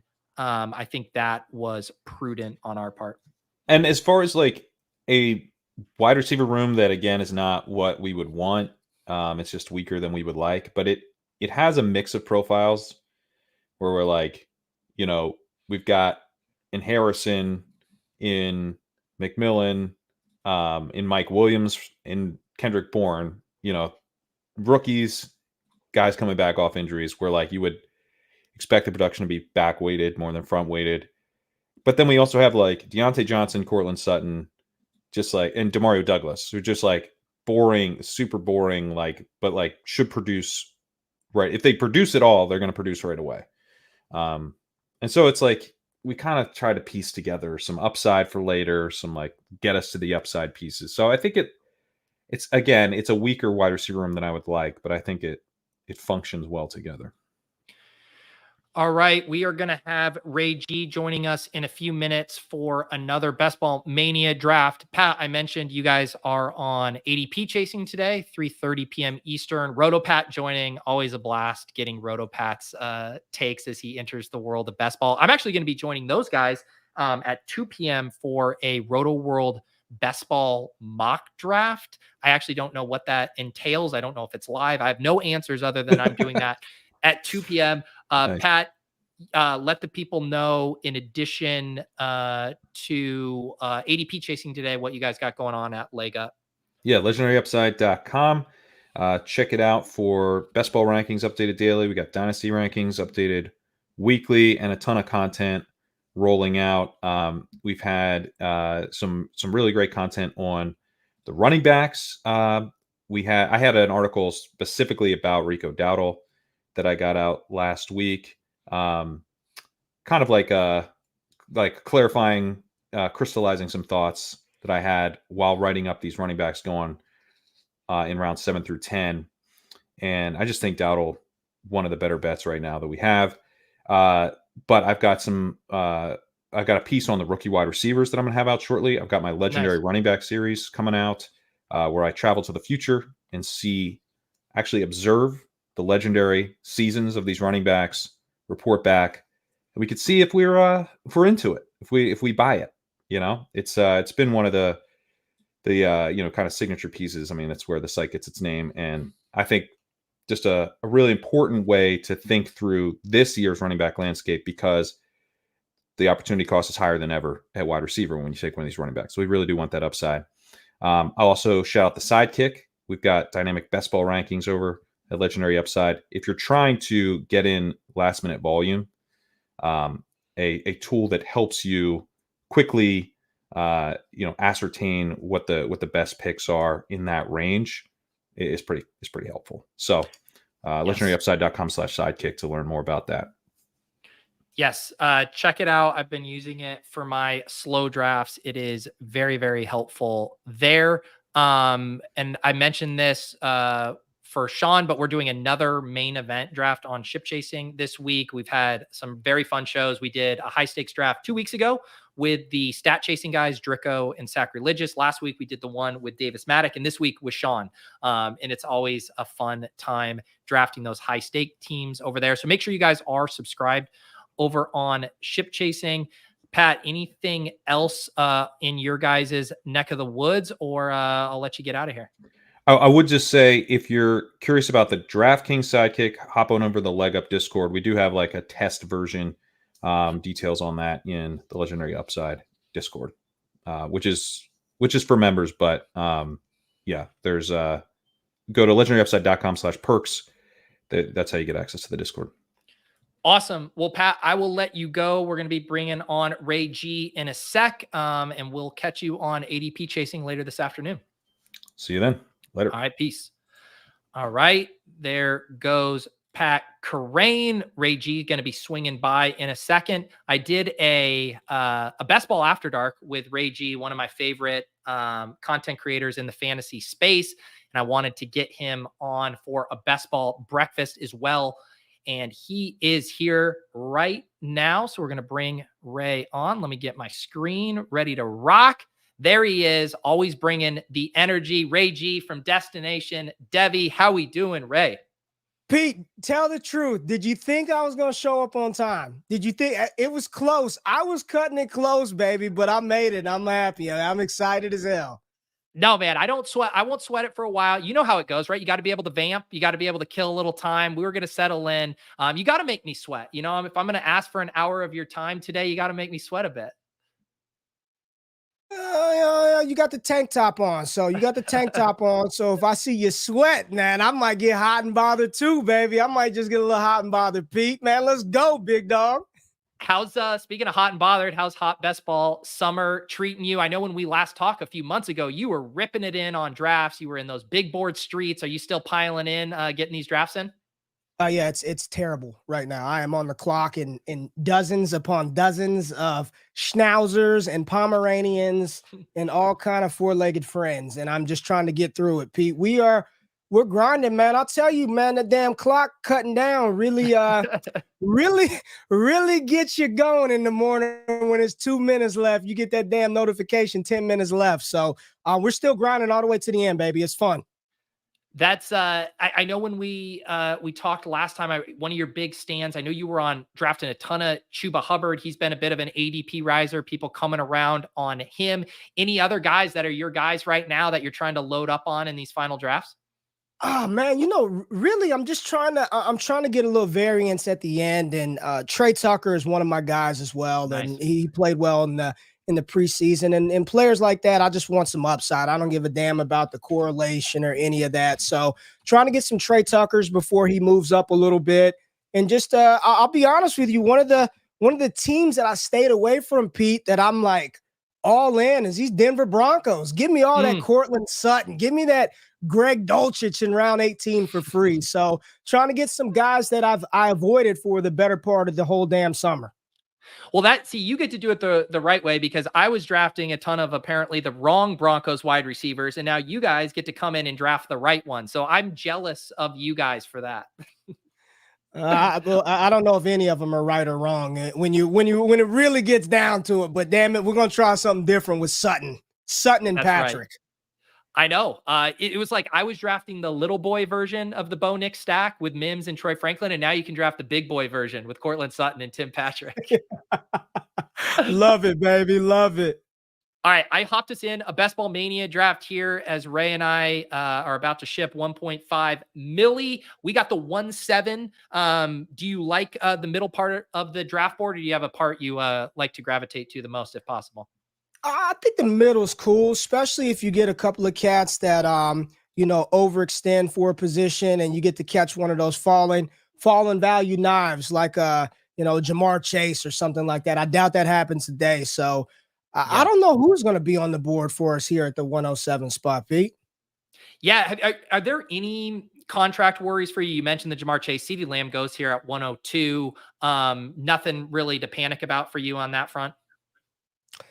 Nah, man, Dallas needs him. They'll get him in the building. I'd be a liar if I said you're not a little concerned, like why is he not in, missing valuable practice stuff. But you're talking about an all-pro wide receiver. So Chase, CeeDee Lamb, I'll see y'all week one. They don't have to do a damn thing over the summer, and we'll see him week one. And here we go. There's Bijan right there. Jamar comes off the board. So I'm not tripping on the contracts though, Pete. Yeah, I'm not either. Jamar would have been a gift there. We are at 107. Looking at ADP, Amon-Ra, Breece, AJ Brown. You got a favorite here? I like both of those guys right there. Amon-Ra, I've been smashing Breece quite a bit, but I like both of those guys, man. I like this. I like Jefferson going right before we did. Give me your pick. I want the Ray J stamp. Is it Breece here for us? Yeah, go Breece. Let's go running back. Let's do it. We're heroing it. Hero. Yeah, we did a Bijan draft earlier. We'll get a Breece draft going here. Is Breece one of your most drafted guys in round one? I I've started to load up on some Breece Hall. I'm very much buying into that workload. And I like Aaron Rodgers, but I think this offense is going to be driven and it's going to revolve around that running back in Breece Hall. I don't know if they want Aaron Rodgers going out there throwing the ball 50 times a game. Breece Hall is an incredible talent. So yeah, I like these Breece builds, and then the correlation that you can get with the New York Jets. I kind of like some of the things that we can do a little bit later on as well. Yeah, it seemed like the only thing that has given people just the slightest bit of pause on Breece is just how good Braylon Allen looked, which to me, that should just be more exciting for how good that offensive line in this offense is going to be. Does Braylon spook you at all eating into Breece's workload?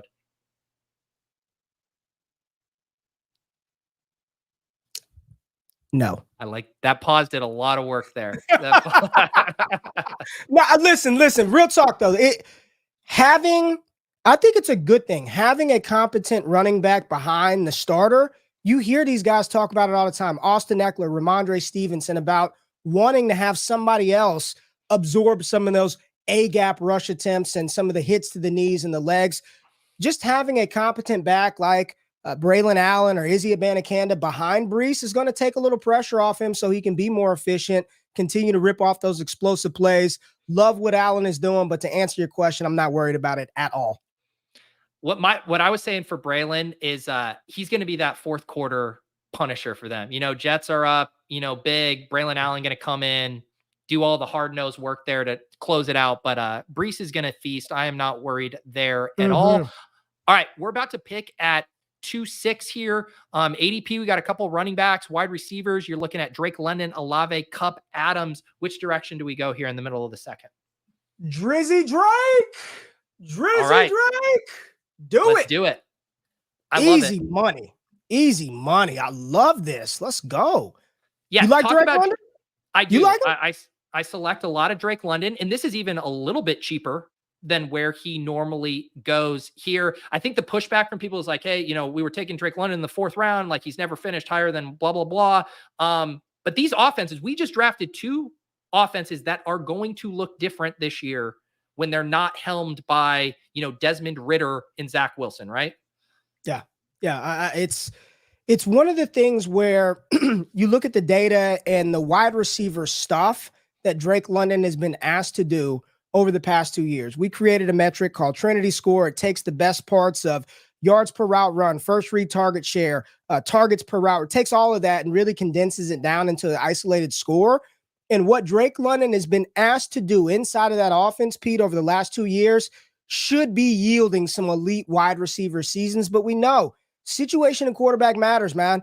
Desmond Ridder, those guys throwing him the damn ball are no good. Having a competent quarterback like Kirk Cousins come in, like Drake London, if he's going to do it, it's going to happen this year. The stars are going to align. He's going to smash. We got us a bona fide wide receiver 1 right here in the middle of the 2nd round. I'm loving this start, Pete. But it's about to get real. This is where you start to really get it popping right here, round 3 and beyond. Yeah, and I've noticed in my drafts this morning, the running backs going just a little bit earlier than they have been. Pacheco went in the 2nd round of one of my drafts. He goes here at pick 26. So the running back thirst is strengthening right now. At 3-7, we're on deck here. In a second, Kerrane, DK Metcalf, Diggs, DJ Moore are kind of the guys by ADP. The big dog hanging around as well. Structurally, what do you normally do in these rounds? You ever do a double anchor RB if you get it? It's fun to do that, but that's the whole point of investing in Breece so early is so you don't have to do that right here. Yeah. I love Kerrane. I love Henry and would love to add him here, but I think we really need to go receiver right here. That's the whole point of taking Breece in the 1st round. I agree completely. And sometimes it's a bummer. Like, okay, if Kerrane would have fell, that would have stung a little bit more. But yeah, now it's a more palatable. Which of these wide receivers do you like? DJ Moore. Yep. Let's do DJ Moore. Do you like DJ Moore there? I want you. You like DJ Moore there? I do. I collect these guys. I would say I collect DJ Moore at ADP. You can see my percentage. I'm a little lower on him, 5.2, and I've been higher on Diggs, although Diggs has been much cheaper. The DJ Moore, just this Bears offense. Like, first of all, are you buying the Fat Keenan thing? Because if it is Fat Keenan, then DJ Moore is priced very well. I'm not buying Fat Keenan, but I'm just buying the Bears being an awesome offense. And I think taking DJ Moore here in conjunction with our first 2 picks allows a lot of creativity with Seattle, some creativity with Washington, and potentially Jaden Daniels, and as well as the Bills and some guys that we can get later on. Like structurally, we've got a lot of flexibility to how we want to build this team out with good offenses. And I like the direction that we're going right now. Yeah. And I do think like in the scenarios where I think there's a couple ways you get there, right? Like Caleb Williams is just incredible, which, so far so good. And he can support multiple pass catchers in the same way, CJ Stroud, supported multiple. I mean, Noah Brown was feasting last year as a wide receiver 3 in this offense. So if Caleb Williams has that kind of year, they're going to be fine. Keenan Allen tails off. DJ Moore is going to be fine. Or if you just get the spike weeks, you get a 30 burger in week 15 or week 16, you're going to want DJ Moore there. So I do think there are a lot of outs. I've been playing it more through Keenan in Rome so far, but I do not want to be out on all the pieces in this offense. Agreed. 100%. I'm actually, I'm promoting this stream. So I'm tweeting right now. I'm tweeting us out right now, Pete. So you make this pick. I ain't making the pick. I'm tweeting right now. I'm getting people to come in. Okay. All right. He's tweeting here. Let's grab us another wide receiver here. Let's see. Do you like T Higgins or Michael Pittman? Give me that T, baby. Give me that T. Right. Let's grab T.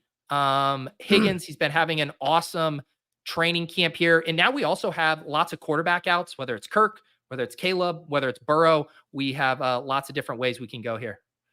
And that's what, I've started to really think about that, is trying to find some QB outs and some more flexibility to where I don't feel like I have to take CJ Stroud. I have to take Jordan Love or Kyler Murray. I'm kind of digging this whole Bo Nix phenomenon. Like that drafted Cincinnati early, and you really did not feel good about that game. You didn't feel good about those Broncos. The running backs, they're not even going to have anybody. There's no quarterback. There's no receivers that you really like. But as more information now presents itself, I think there's some sneaky good correlation with Denver and Cincinnati that a lot of people did not touch throughout the whole damn process, because we were all fading Denver for the most part. So having Higgins in Denver, having DJ Moore with Seattle, Drake London in Washington, and then the Bills, like, shit, choose your own adventure at this point, baby. This is fun. I love hearing you talk week 17 correlation. Has that been something you really think through when you're doing these big Best Ball Mania drafts?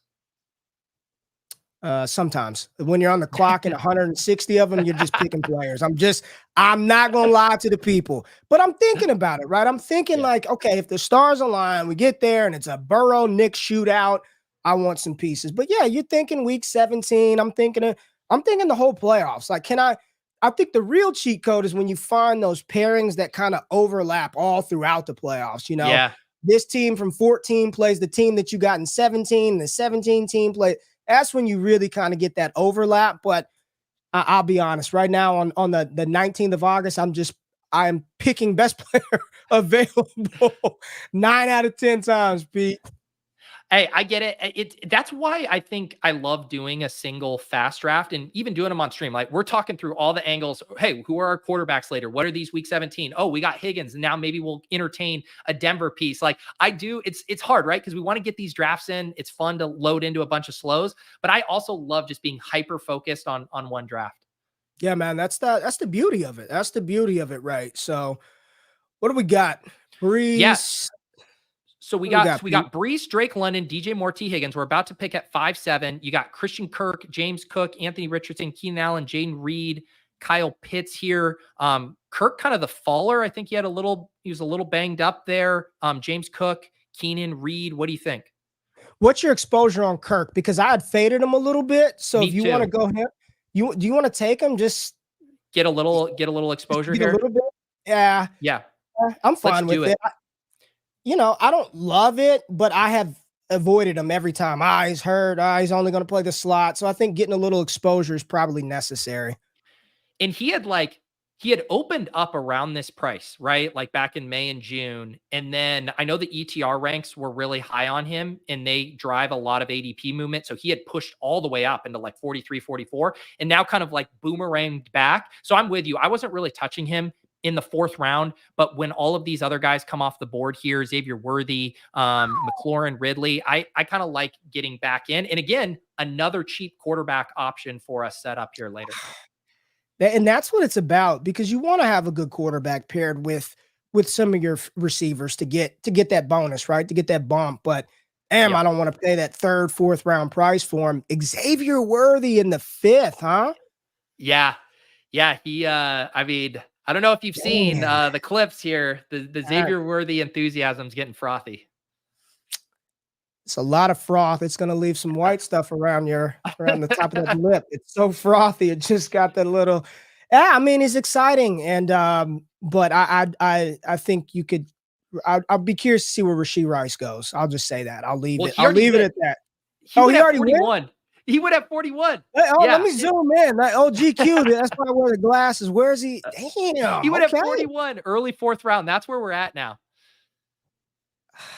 See, this is the thing. Pat and I just tried to do this on the draft before. We took Kelsey and Mahomes. You can't even get a double stack anymore because Rashee Rice and Xavier Worthy go back before you're on the clock in the 6th round. It's crazy. Yeah, I didn't even see that. I didn't even see that. Interesting. Okay. Yeah.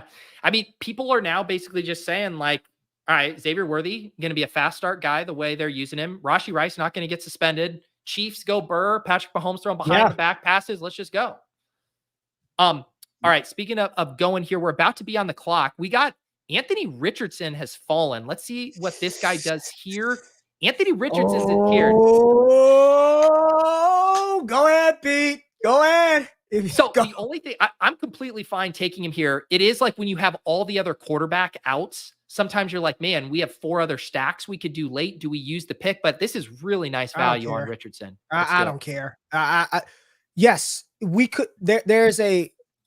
We don't have to try hard to write the narrative as to why we could just pass on A-Rich there. I mean, Trevor Lawrence, Burrow, whomever. But like to get this dude here in what are we in the 6th round? Mid-6. Yeah. I will just take I'll take the nuclear capabilities of Anthony Richardson, and I'll figure out what we need to do around him as we move on. I mean, put Adonai Mitchell. Just keep that on the radar. I'm a big AD fan. I'm a big Adonai fan, so I like this. Yeah, we will. Yeah, it was funny. Like in the first draft, I took Pittman, and then I took Anthony Richardson in the early 6th, and I was like, oh, that feels nice. Here he falls all the way to the mid-6th. Did we? Now I always get worried when a guy slips in like back-to-back drafts. I'm like, did he get hurt at practice? What's going on here? Yeah, no, listen, and it kind of makes you now. Could we have taken Pittman over Higgins? I'm on this like little screen over here. So I think that would have been nice if we would have gotten that, but I don't really care. Give me Anthony Richardson and I'll figure out some correlation after the fact. And if not, then whatever. I still got A-Rich. And the thing you don't know, right? If you take Pittman at 42, you're probably not wanting to take Anthony Richardson at 55. And so then you can't expect him to come back to 66, right? Like it's a little easier when you're on the turn. So I don't blame us there. And like you said, first of all, Richardson's not a guy you have to stack up. And then beyond that, he has 2 pretty nicely priced wide receivers in 80 and Josh Downs later. So I think there's a lot of ways we can play it. Absolutely. I'm with you 100%. And I like Anthony Richardson a lot. So, and part of this game is having fun, drafting players that you like, and he's an incredibly talented player, and we like Shane Steichen, so let's ride, baby. Hollywood. I know, it's so funny. It's like those are the dueling. So we took 2 value picks, right? Christian Kirk and Anthony Richardson. The Christian Kirk one's like, man, let's just get some exposure. Like, let's eat our vegetables. But when you get an exciting ADP faller, it's like, fuck yeah, Anthony Richardson. Yeah, I don't even care. The Christian Kirk one was definitely like, we just need to do this. But what we got now, Pete? Yeah, so this sets up well for us to grab our second running back. I think you're looking at like James Conner, Evan Ingram, if we wanted another tight end, or our first tight end, Aaron Jones, Najee, Ramondre. What do you think? I'm telling you, I have been hammering Slim Najee, especially with the Jaylen Warren injury. Let's do it. I have been hammering Slim Najee. Listen, this quarterback stink. The both of them are not good. They are going to run the ball. And reports were, I didn't know that Tomlin and them told him to lose 20 pounds. They said, you are too fat. So he is slimmed down, 12 pounds that he's down. And I noticed, I was watching the game, Pete, and I said, damn, Najee looks slimmer. I was like, he looks kind of like Alabama Najee. I was talking about that on my show this morning, and people were like, yeah, he's lost over 10 pounds. So with the injury to Jaylen Warren and it's the hamstring, the one thing you can say about Najee, he don't miss games. He's there. He's a hammer, and he's going to be there. And he's like the ideal RB2 behind Breece Hall. Like, I just feel good. Shit, we ain't even touch another one for a little bit if we don't want to. Yeah, I mean, when you have the Breece, like it opens up however you want to play it. Like we could have waited until the hundreds to grab our RB2 if we wanted, but this is the sweet spot of the draft board, right? For the running backs. Like, yes. I mean, we're down into Jameson Williams went right before us. You're in Addison, whatever. It falls off a little bit. So even when I have that anchor, I don't mind just grabbing a few running backs here. And I think the only other conversation would have been like, do we want to grab a tight end, Evan Ingram with Christian Kirk, try to come back, get Trevor Lawrence? But I'm completely good grabbing our running back 2 here. So for me, the reason why in this range, I'm always okay with passing on the tight end. Now, if we would have had Calvin Ridley from Tennessee, I probably would have pushed for Ingram a little bit more. But I just say, once I get to this range and I really want a tight end, when in doubt, I just draft Brock Bowers. When in doubt, I don't care what my roster looks like. If I really want one, I just take Brock Bowers. But I think we're going to be fine from a tight end standpoint. I think we'll be okay. Yes, I do as well. So we got the Anthony Richardson pick at quarterback. We got Breece and Najee at running back. We got our 4 wide receivers, Drake London, DJ Moore, Higgins, and Kirk. And that's another thing that's so nice about going with the 4 wide receivers early is now you can we're not having to panic. Pat and I did a draft where we were panicking to catch up at wide receiver, and it never feels good here.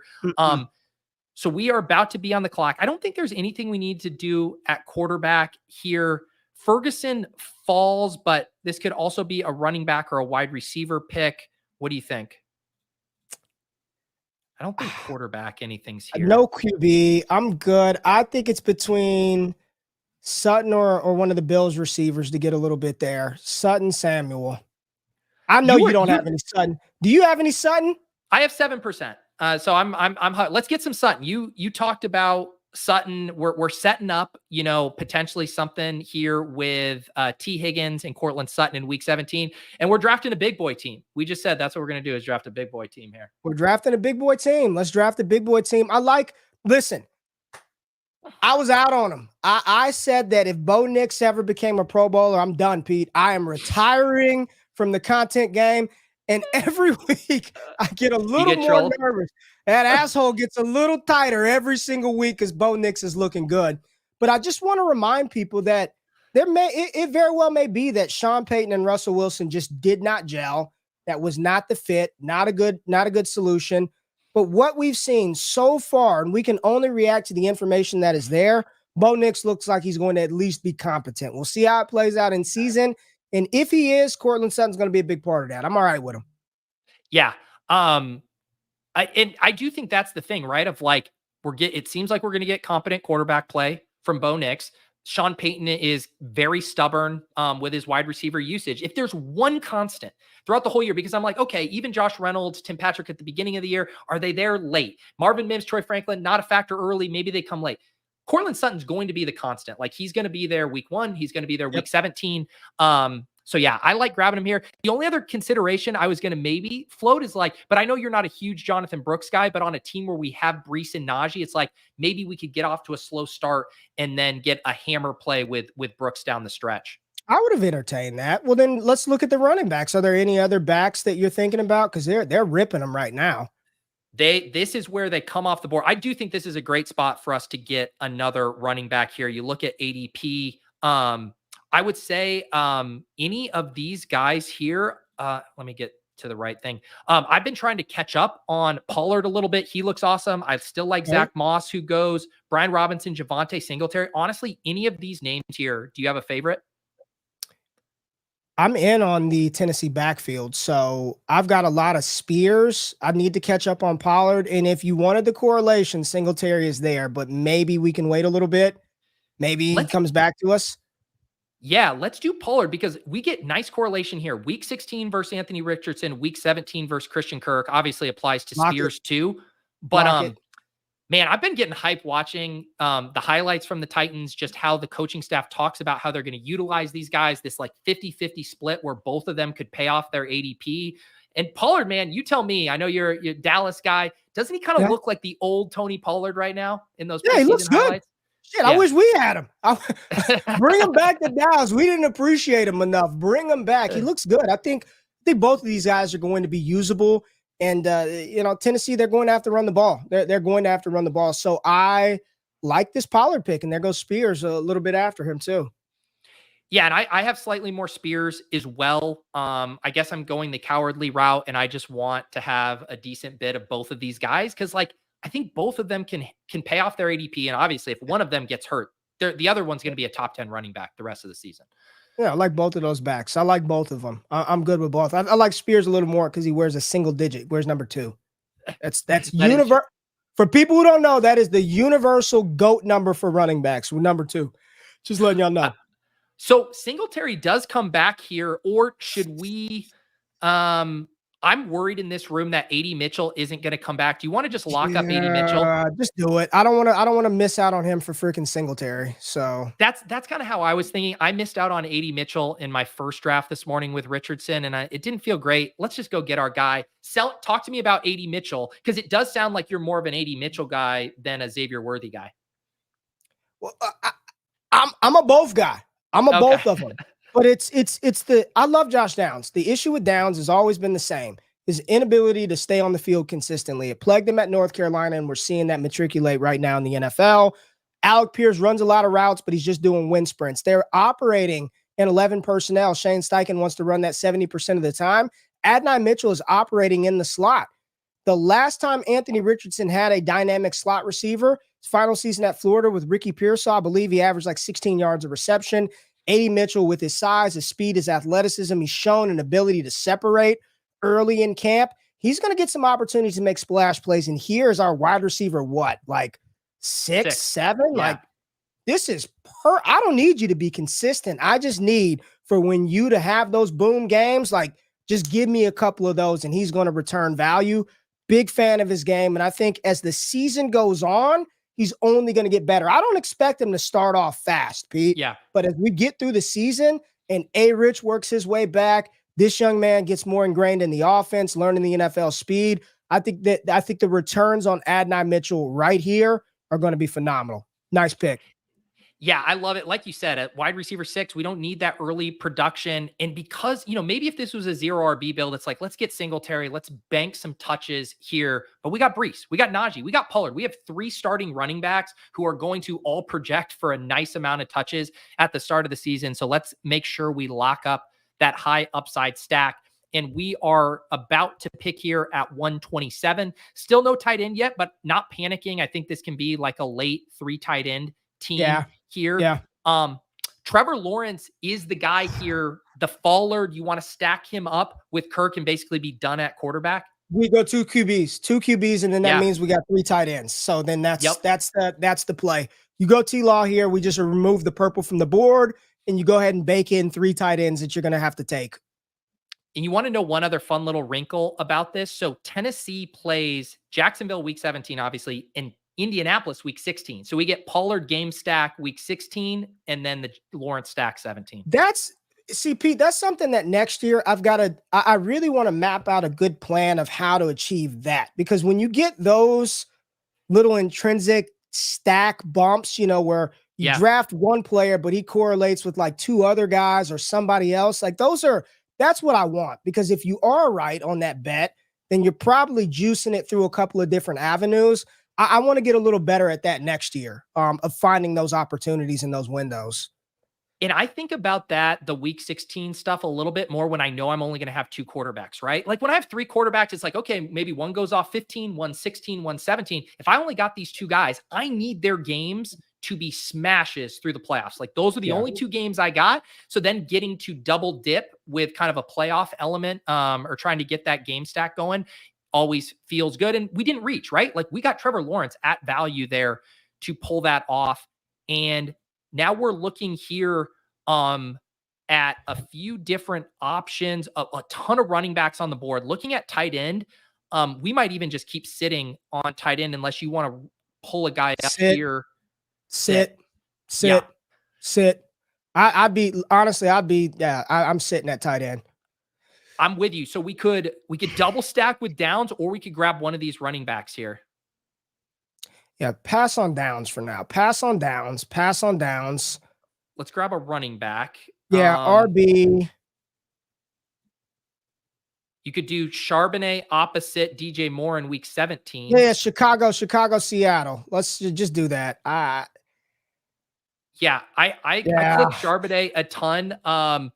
To me, like, it is kind of similar to what we were talking about with the Brooks bet on this team of like, okay, maybe Charbonnet isn't hitting our lineup a ton, but we're playing the scenarios where Kenneth Walker is hurt and then Charbonnet's a top 10 back.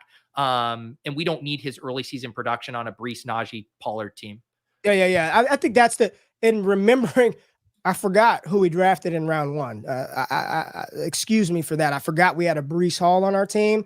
So that makes the Charbonnet pick, or like you said, the Jonathan Brooks pick would have been fine because we got 3 freaking hammers with Breece Hall, Najee Harris, and Tony Pollard already on the roster. So what do we have right now? A 1-4-6-0? Is that what we got? 2-4-6-0. Yeah. 2-4-6-0. Okay. 2-4-6-0. T-Law, I like that. I like that too. What were you? Because I was going to say we were going to maybe have an interesting spot if Gabe you like Davis. Gabe Davis if he comes to 138 there. Yeah, I would have took Gabe. If Gabe would have gone there, we would have picked Gabe Davis. I think we both were kind of looking at that. Like if it were Gabe, then that would have been a conversation to have to get some T-Law, get T-Law's guy, right? For sure. I think he would have been at an ADP value. We got Lawrence. He's a guy I don't mind double stacking. And again, we now have a ton of flexibility. We know 3 of these picks are going to be tight ends. That leaves us with 3 other non-tight end picks, and we're good at quarterback. So, probably a 5th running back for sure. Probably 2 more wide receivers if we want. I mean, we can go in a lot of directions. We could even do a Bo Nix. You could do a 3rd quarterback here if you really wanted. I like Bo, but I'll just strategically, we don't have to. That is why we took the fallen value in A-Rich, and that's why we took Trevor Lawrence where we did. A 3rd one, sure, but I think I'd rather spin that dart on a skill position player, maybe an upside guy, a scroll down guy, or something other than a quarterback. I'm with you. I think we will like it. And we could, again, at this point too, and I noticed this in the drafts I was doing earlier, like the late running backs are starting to look a lot better than they were a few weeks ago. Like I would get to the 16th round and be like, I don't want to draft any of these guys. And now I'm like, all right, there's some stuff here. Hell yeah. You want some of those guys. I mean, we're all looking at those Vidals and Algiers and some of the players that are going even later than that and thinking I wouldn't mind a little shot there. There goes Josh Downs off the board. All right. Downs is off. Downs Where are you is thinking, off. Pete? So there's a couple different directions I think we could go. I think we could grab a 5th running back here. Still some really nice names. I also think we could grab our first tight end if we wanted to do like a Hunter Henry or Noah Fant. I don't think there's anything we need to do wide receiver here. Oh, I was going to ask about Ray Davis, and then he went right off the board. Davis. And that would have been nice with Breece Hall. I love what I saw from Jaleel McLaughlin last night. I know you're high on Chuba, although I don't know if he makes sense for this kind of team. It doesn't make sense. You're just picking them. Jaleel, I like that. Yeah, let's do it. I like Jaleel. I like him. I like that. I like it a little more than Estime. I like Estime's price a little more, but he's a different runner. He's not the same type of running back as McLaughlin. So I like that. Yeah, I like that too. And I think, there are instances where, say with quarterback specifically, like if you get shut out at quarterback and you can't get the stacks to work, like your team really can just, tailspin down the drain. With tight end, I get less panicky about, there's a lot of different tight ends that can work, right? Like we can get our Ham and Eggers, we can get some production, we can take upside shots on some of these rookies. Like we can cobble together a room that makes sense for this team. So I'm not panicked about having 0 tight ends yet. Nah, not at all. And I mean, there's some dirty options if you really wanted to correlate, Anthony Richardson, or you wanted to get some Tyler Conklin or Dawson Knox. There's some disgusting options that can correlate with some of the players that we have. And I think when you do this with tight end, like there's no reason to get pissed or be sad about it. Like you made the bet. Like once we passed on that Bowers, Evan Ingram range, like this is probably what was going to happen, is like you just kind of you're like, cool, and I'm just going to take 3 and we'll shoot for upside or whatever at that point. Yeah, so I do think there's some nice tight end options here. Like there's the 2 kind of teammate pairings. So Conklin goes, Noah Fant is paired with Charbonnet and then also opposite the DJ Moore thing, or do you like Hunter Henry as more the slight ADP guy? I think Henry, but Fant makes a ton of sense. I like Henry a little more, but Fant makes more sense. And the only thing I'll do as another tiebreaker, we have a ton of week 14 buys right now with Anthony Richardson, Jaleel McLaughlin, Sutton, Adonai Mitchell. So maybe getting a non-week 14 buy there is nice. Is Henry 14? Yeah. He is. The pack for 14. That's right. Yep. All right. Good call. Good So call. I feel good about Fant. I feel good about that. I do too. Yeah. I mean, to me, I think he's going to be like, and I'm not saying this comp 1 for 1, but I think he's going to be like poor man's George Kittle in that, like, it's going to be hard to know when the spike weeks are going to come. But I think in this offense, in this new look offense with it a more consolidated non-tight end committee, I think he's going to pop up for 2 to 3 big spike weeks. And we're going to be really happy to have him on our squads. Yeah, and I get exactly what you're saying. You're not saying he's George Kittle, but in that same sort of unpredictable way that George Kittle just has these monster games out of nowhere, I definitely think that's within the range of outcome for Noah Fant. And if there's a world where Sammy Ball game gets out there, because we know he's just going to throw the ball 40 damn times, there's going to be some opportunity for Fant. So I don't mind it, and it fits the sort of the direction of the team. Just dirty tight ends. I'm all right with it. That's right. That is going to be the theme when we take our first tight end at pick 162. Here's the rest of our squad. It's shaping up really nice. We got Richardson and Lawrence at QB, both of them ADP values. Got 5 really good running backs: Breece Hall, Najee Harris, Tony Pollard, Zach Charbonnet, and Jaleel McLaughlin. Still got that early wide receiver firepower: Drake London, DJ Moore, T. Higgins, Christian Kirk, Courtland Sutton, and Adonai Mitchell. And then tight end Noah Fant. Adonai Mitchell really our only one reach, just because we were going to get boxed out there if we didn't take him, which I have no problem with at all. Yeah. And I think it's okay. Like when you do that at that point, fine, reach. The reach was more important. It was more important to get Adonai Mitchell than trying to catch the value. Like we just needed to secure the player. It was better than just trying to play the game and waiting one more round for what? Because we would have been pissed at that point. Ray, before we pick here at 15-7, let the people know what kind of content you guys got going on over at Destination Devy. I know you guys have been doing some best ball drafts, obviously Dynasty year round. What do the people need to check out? Man, just stay tapped in, Pete. I talked about it this morning on my show, Wake Up. We got some big stuff launching on Monday, man. So we got a big announcement coming next Monday as we enter the season. But just trying to really dive deeper into this to this best ball world. We talked about this a few months ago, Pete, and I mean it, man. I think the next 5 years, this is going to be like the primary dominant form of fantasy football is best ball, underdog. I want to draft multiple teams. Like this is the way of fantasy future. It is happening right before our eyes. And it's so cool to be in on like the ground floor. Cause it's just, I don't even think we're not even at we're just now getting to the starting line of where this is going to evolve to. So just tap in Destination Devy at RayGQ on X, and you'll see all the good shit over there. Love to hear it. We are on the clock here. By ADP, the tight ends, Jonnu Smith, Jawan Johnson, wide receivers, Wan'Dale Robinson. We could do Yoshi Voss for a scroll the F down. What do you like here? Jonnu, but he has no quad. But I like John. I'm listening to Coach Speak. Coach Speak Index. Never had a tight end. Like I don't even give a damn about the correlation. I like Jonnu Smith and that offense. Like give me good offenses, good pieces in good offenses, and he's wearing number 9. Like he's got a single digit at tight end. Are you kidding me?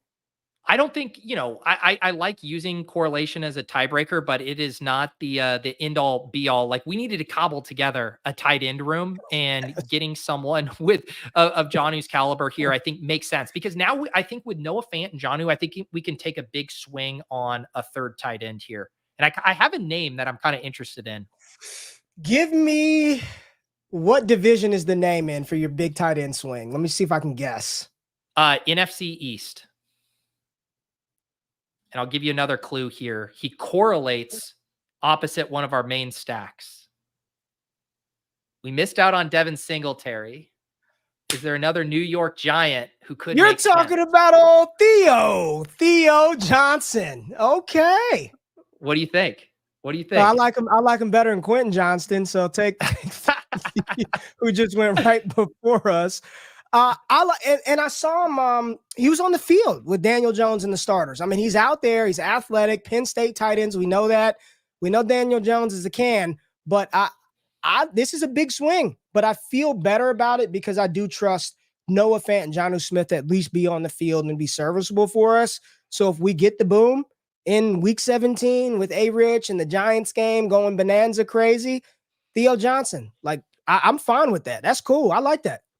And that's, I think, the way, we get our guys that we know are going to be out on the field. Like, these are the two guys that are going to help us advance. Theo Johnson isn't dragging this team to the playoffs, but Theo Johnson's going to be the guy we want in week 17 when Anthony Richardson's going nuts. Everyone shows up with the same tight end, right? Everyone's going to have Sam Laporta or whatever elite tight end goes crazy.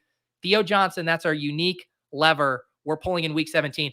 And the other bonus, I've been talking about it a lot this morning, looking at the guys who haven't been drafted throughout the whole contest, right? And Theo Johnson has just become on the radar recently. ETR has him at 21% ownership. So not a lot of teams will have this guy. And at this point in the draft, I think this is a time where we throw the ADP out. We get a little weird. So you get one weird and I get one weird? I want you to get very weird. This is pro weird time here, Ray. Okay. Well, I'm gonna. What do we need? Let's see what we need. What's our construction right now? I'm telling you, we got luxury picks. We got a 2-5-6-3. I literally think you could talk me into one of any position. You could legit talk me into a fourth tight end right now, and I wouldn't think you're crazy. Hit the wide receiver. Hit that orange tab for me. What receivers do we have? Is Whittington still up? We got Jordan Whittington still there. Yep. He's a fun one. We were talking about Brendan Rice earlier as a new guy. Jalen Naylor is kind of coming on the scene a little bit here. I mean, if you want to get, I've heard some like vague Parker Washington buzz. If you want to stack up Trevor Lawrence with a Galaxy Brain play, Jawan Jennings, I've seen as a guy who hasn't been drafted a ton, who's kind of interesting, perhaps if Pearsall gets off to a slow start. Okay. The chat's been hype about Trey Tucker. He's another. Yeah, that's what I told you that when we started the thing. Trey Tucker, yes. Okay, I knew we'd get there. That's man, what I like to hear. Yeah, man, Trey Tucker. I really do think that, and here's the case for Tucker. I'm not here saying he's going to be some superstar, man, but I watched the show Receiver, and I listened to Devontae Adams on the Pivot. I don't know how happy he's going to be all year with Gardner Minshew and Trey Tucker's explosiveness with our receivers. Like, if he does anything great, that's just gravy, dog. Like, give me some Trey freaking Tucker. Like, yes, Whittington's off the board. Trey Tucker's the pick. Like, this is no brainer. It's no brainer. I love it. Tucker, another guy who hasn't been drafted a lot.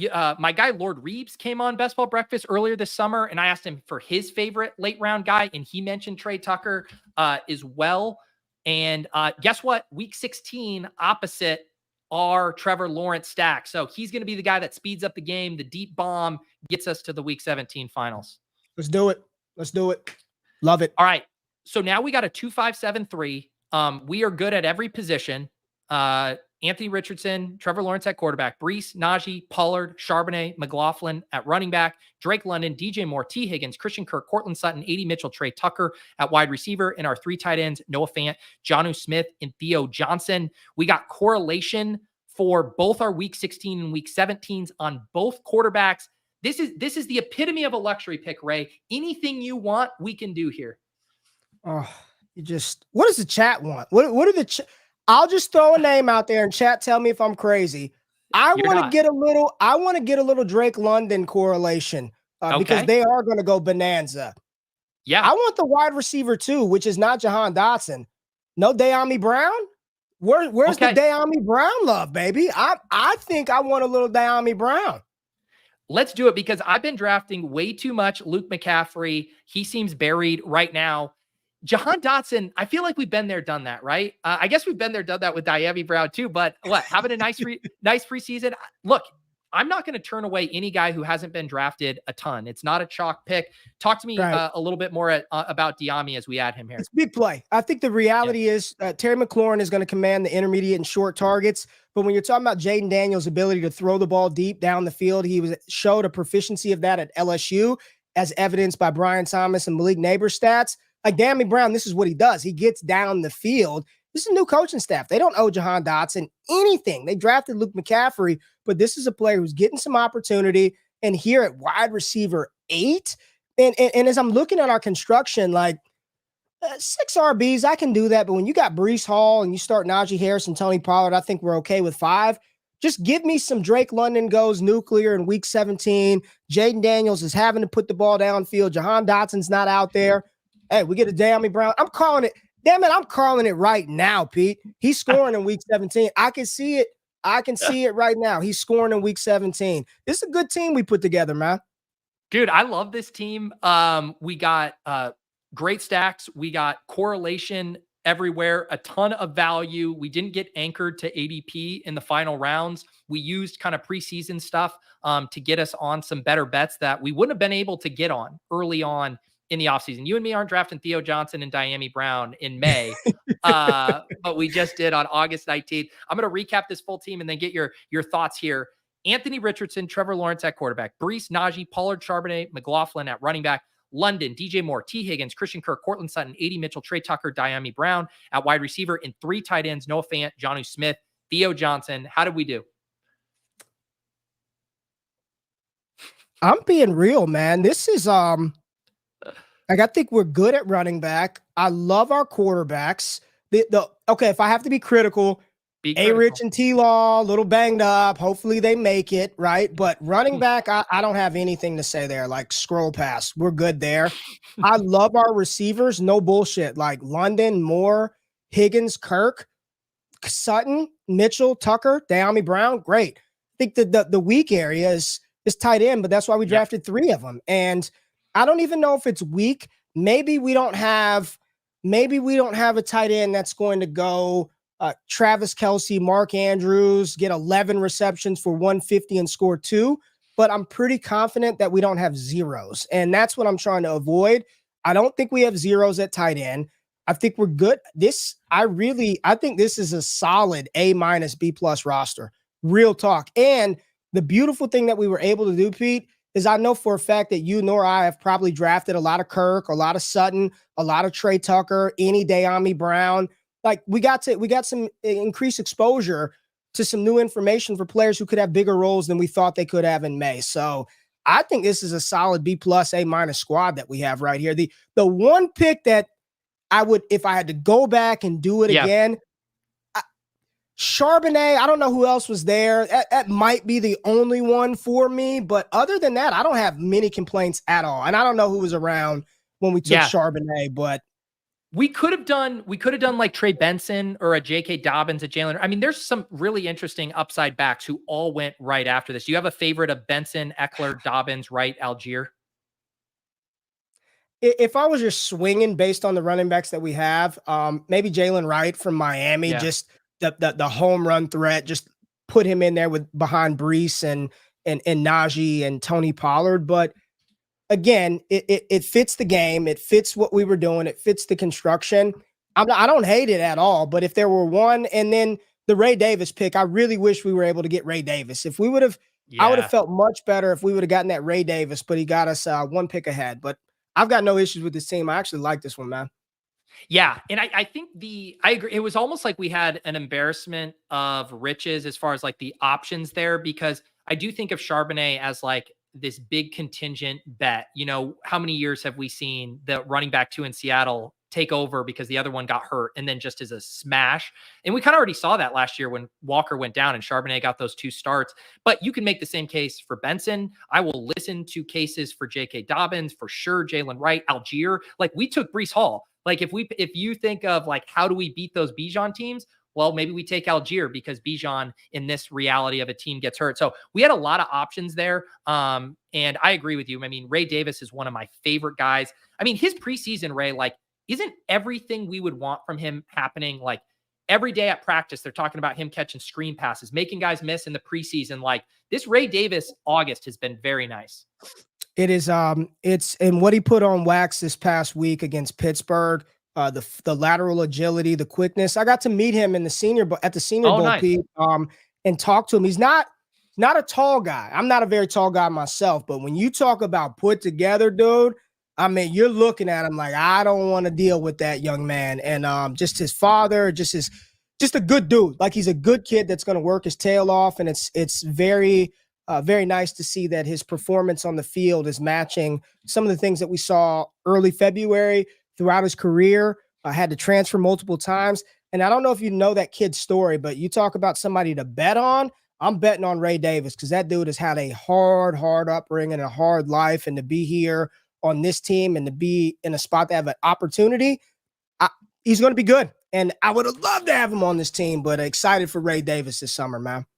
Yeah, what, 3 straight 1,000-yard seasons rushing at 3 different universities. Like that's this guy, wherever he goes, he balls out. And obviously his biggest year last year, I think had over 1,500 all scrimmage yards as well. Beast. Yeah. I try not to get too out ahead of my skis, but it's like, he's going to have standalone value. Like he's going to touch the ball week 1. And if something were to happen to James Cook, like in that offense, it's an explosion spot. So yeah, we'll try to keep the Ray Davis enthusiasm.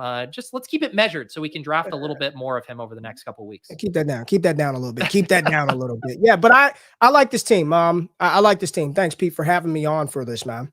For sure. This has been a blast. Always love doing shows with you. Like I said, make sure you guys are checking out Ray's channel over there. I got it hyperlinked in the YouTube description. You guys do that morning show. Is that 5 days a week? Not yet. We start next week. We're starting next week. We're going 3 days a week starting next week, 9 a.m. Eastern Standard Time, Monday, Wednesday, Friday. Wake up, check it out. We have a good time, have fun on there. And start next week, 3 days a week, baby. Beautiful. Make sure you guys are subbed up over there. I should also mention, make sure you guys are subscribed to the Deposit Kingdom YouTube channel. That's where I do all the pre-produced videos. We're going to have a ton of stuff coming out over there over the next week or so. The Best Ball Bros 2024 video. I'm recording a draft style show with Eric Beimfor tonight that will come out later. I'm going to do a Scroll the F Down video in the coming weeks. The best picks who haven't been drafted. Maybe a little Dyami Brown making an appearance on there. We shall see. But all kinds of good stuff. Had a ton of people watching today throughout the live stream. So appreciate it. Thank you to producer Mark here on the 1s and 2s. The chats, all of you guys have been awesome. We'll see you next time on Best Ball.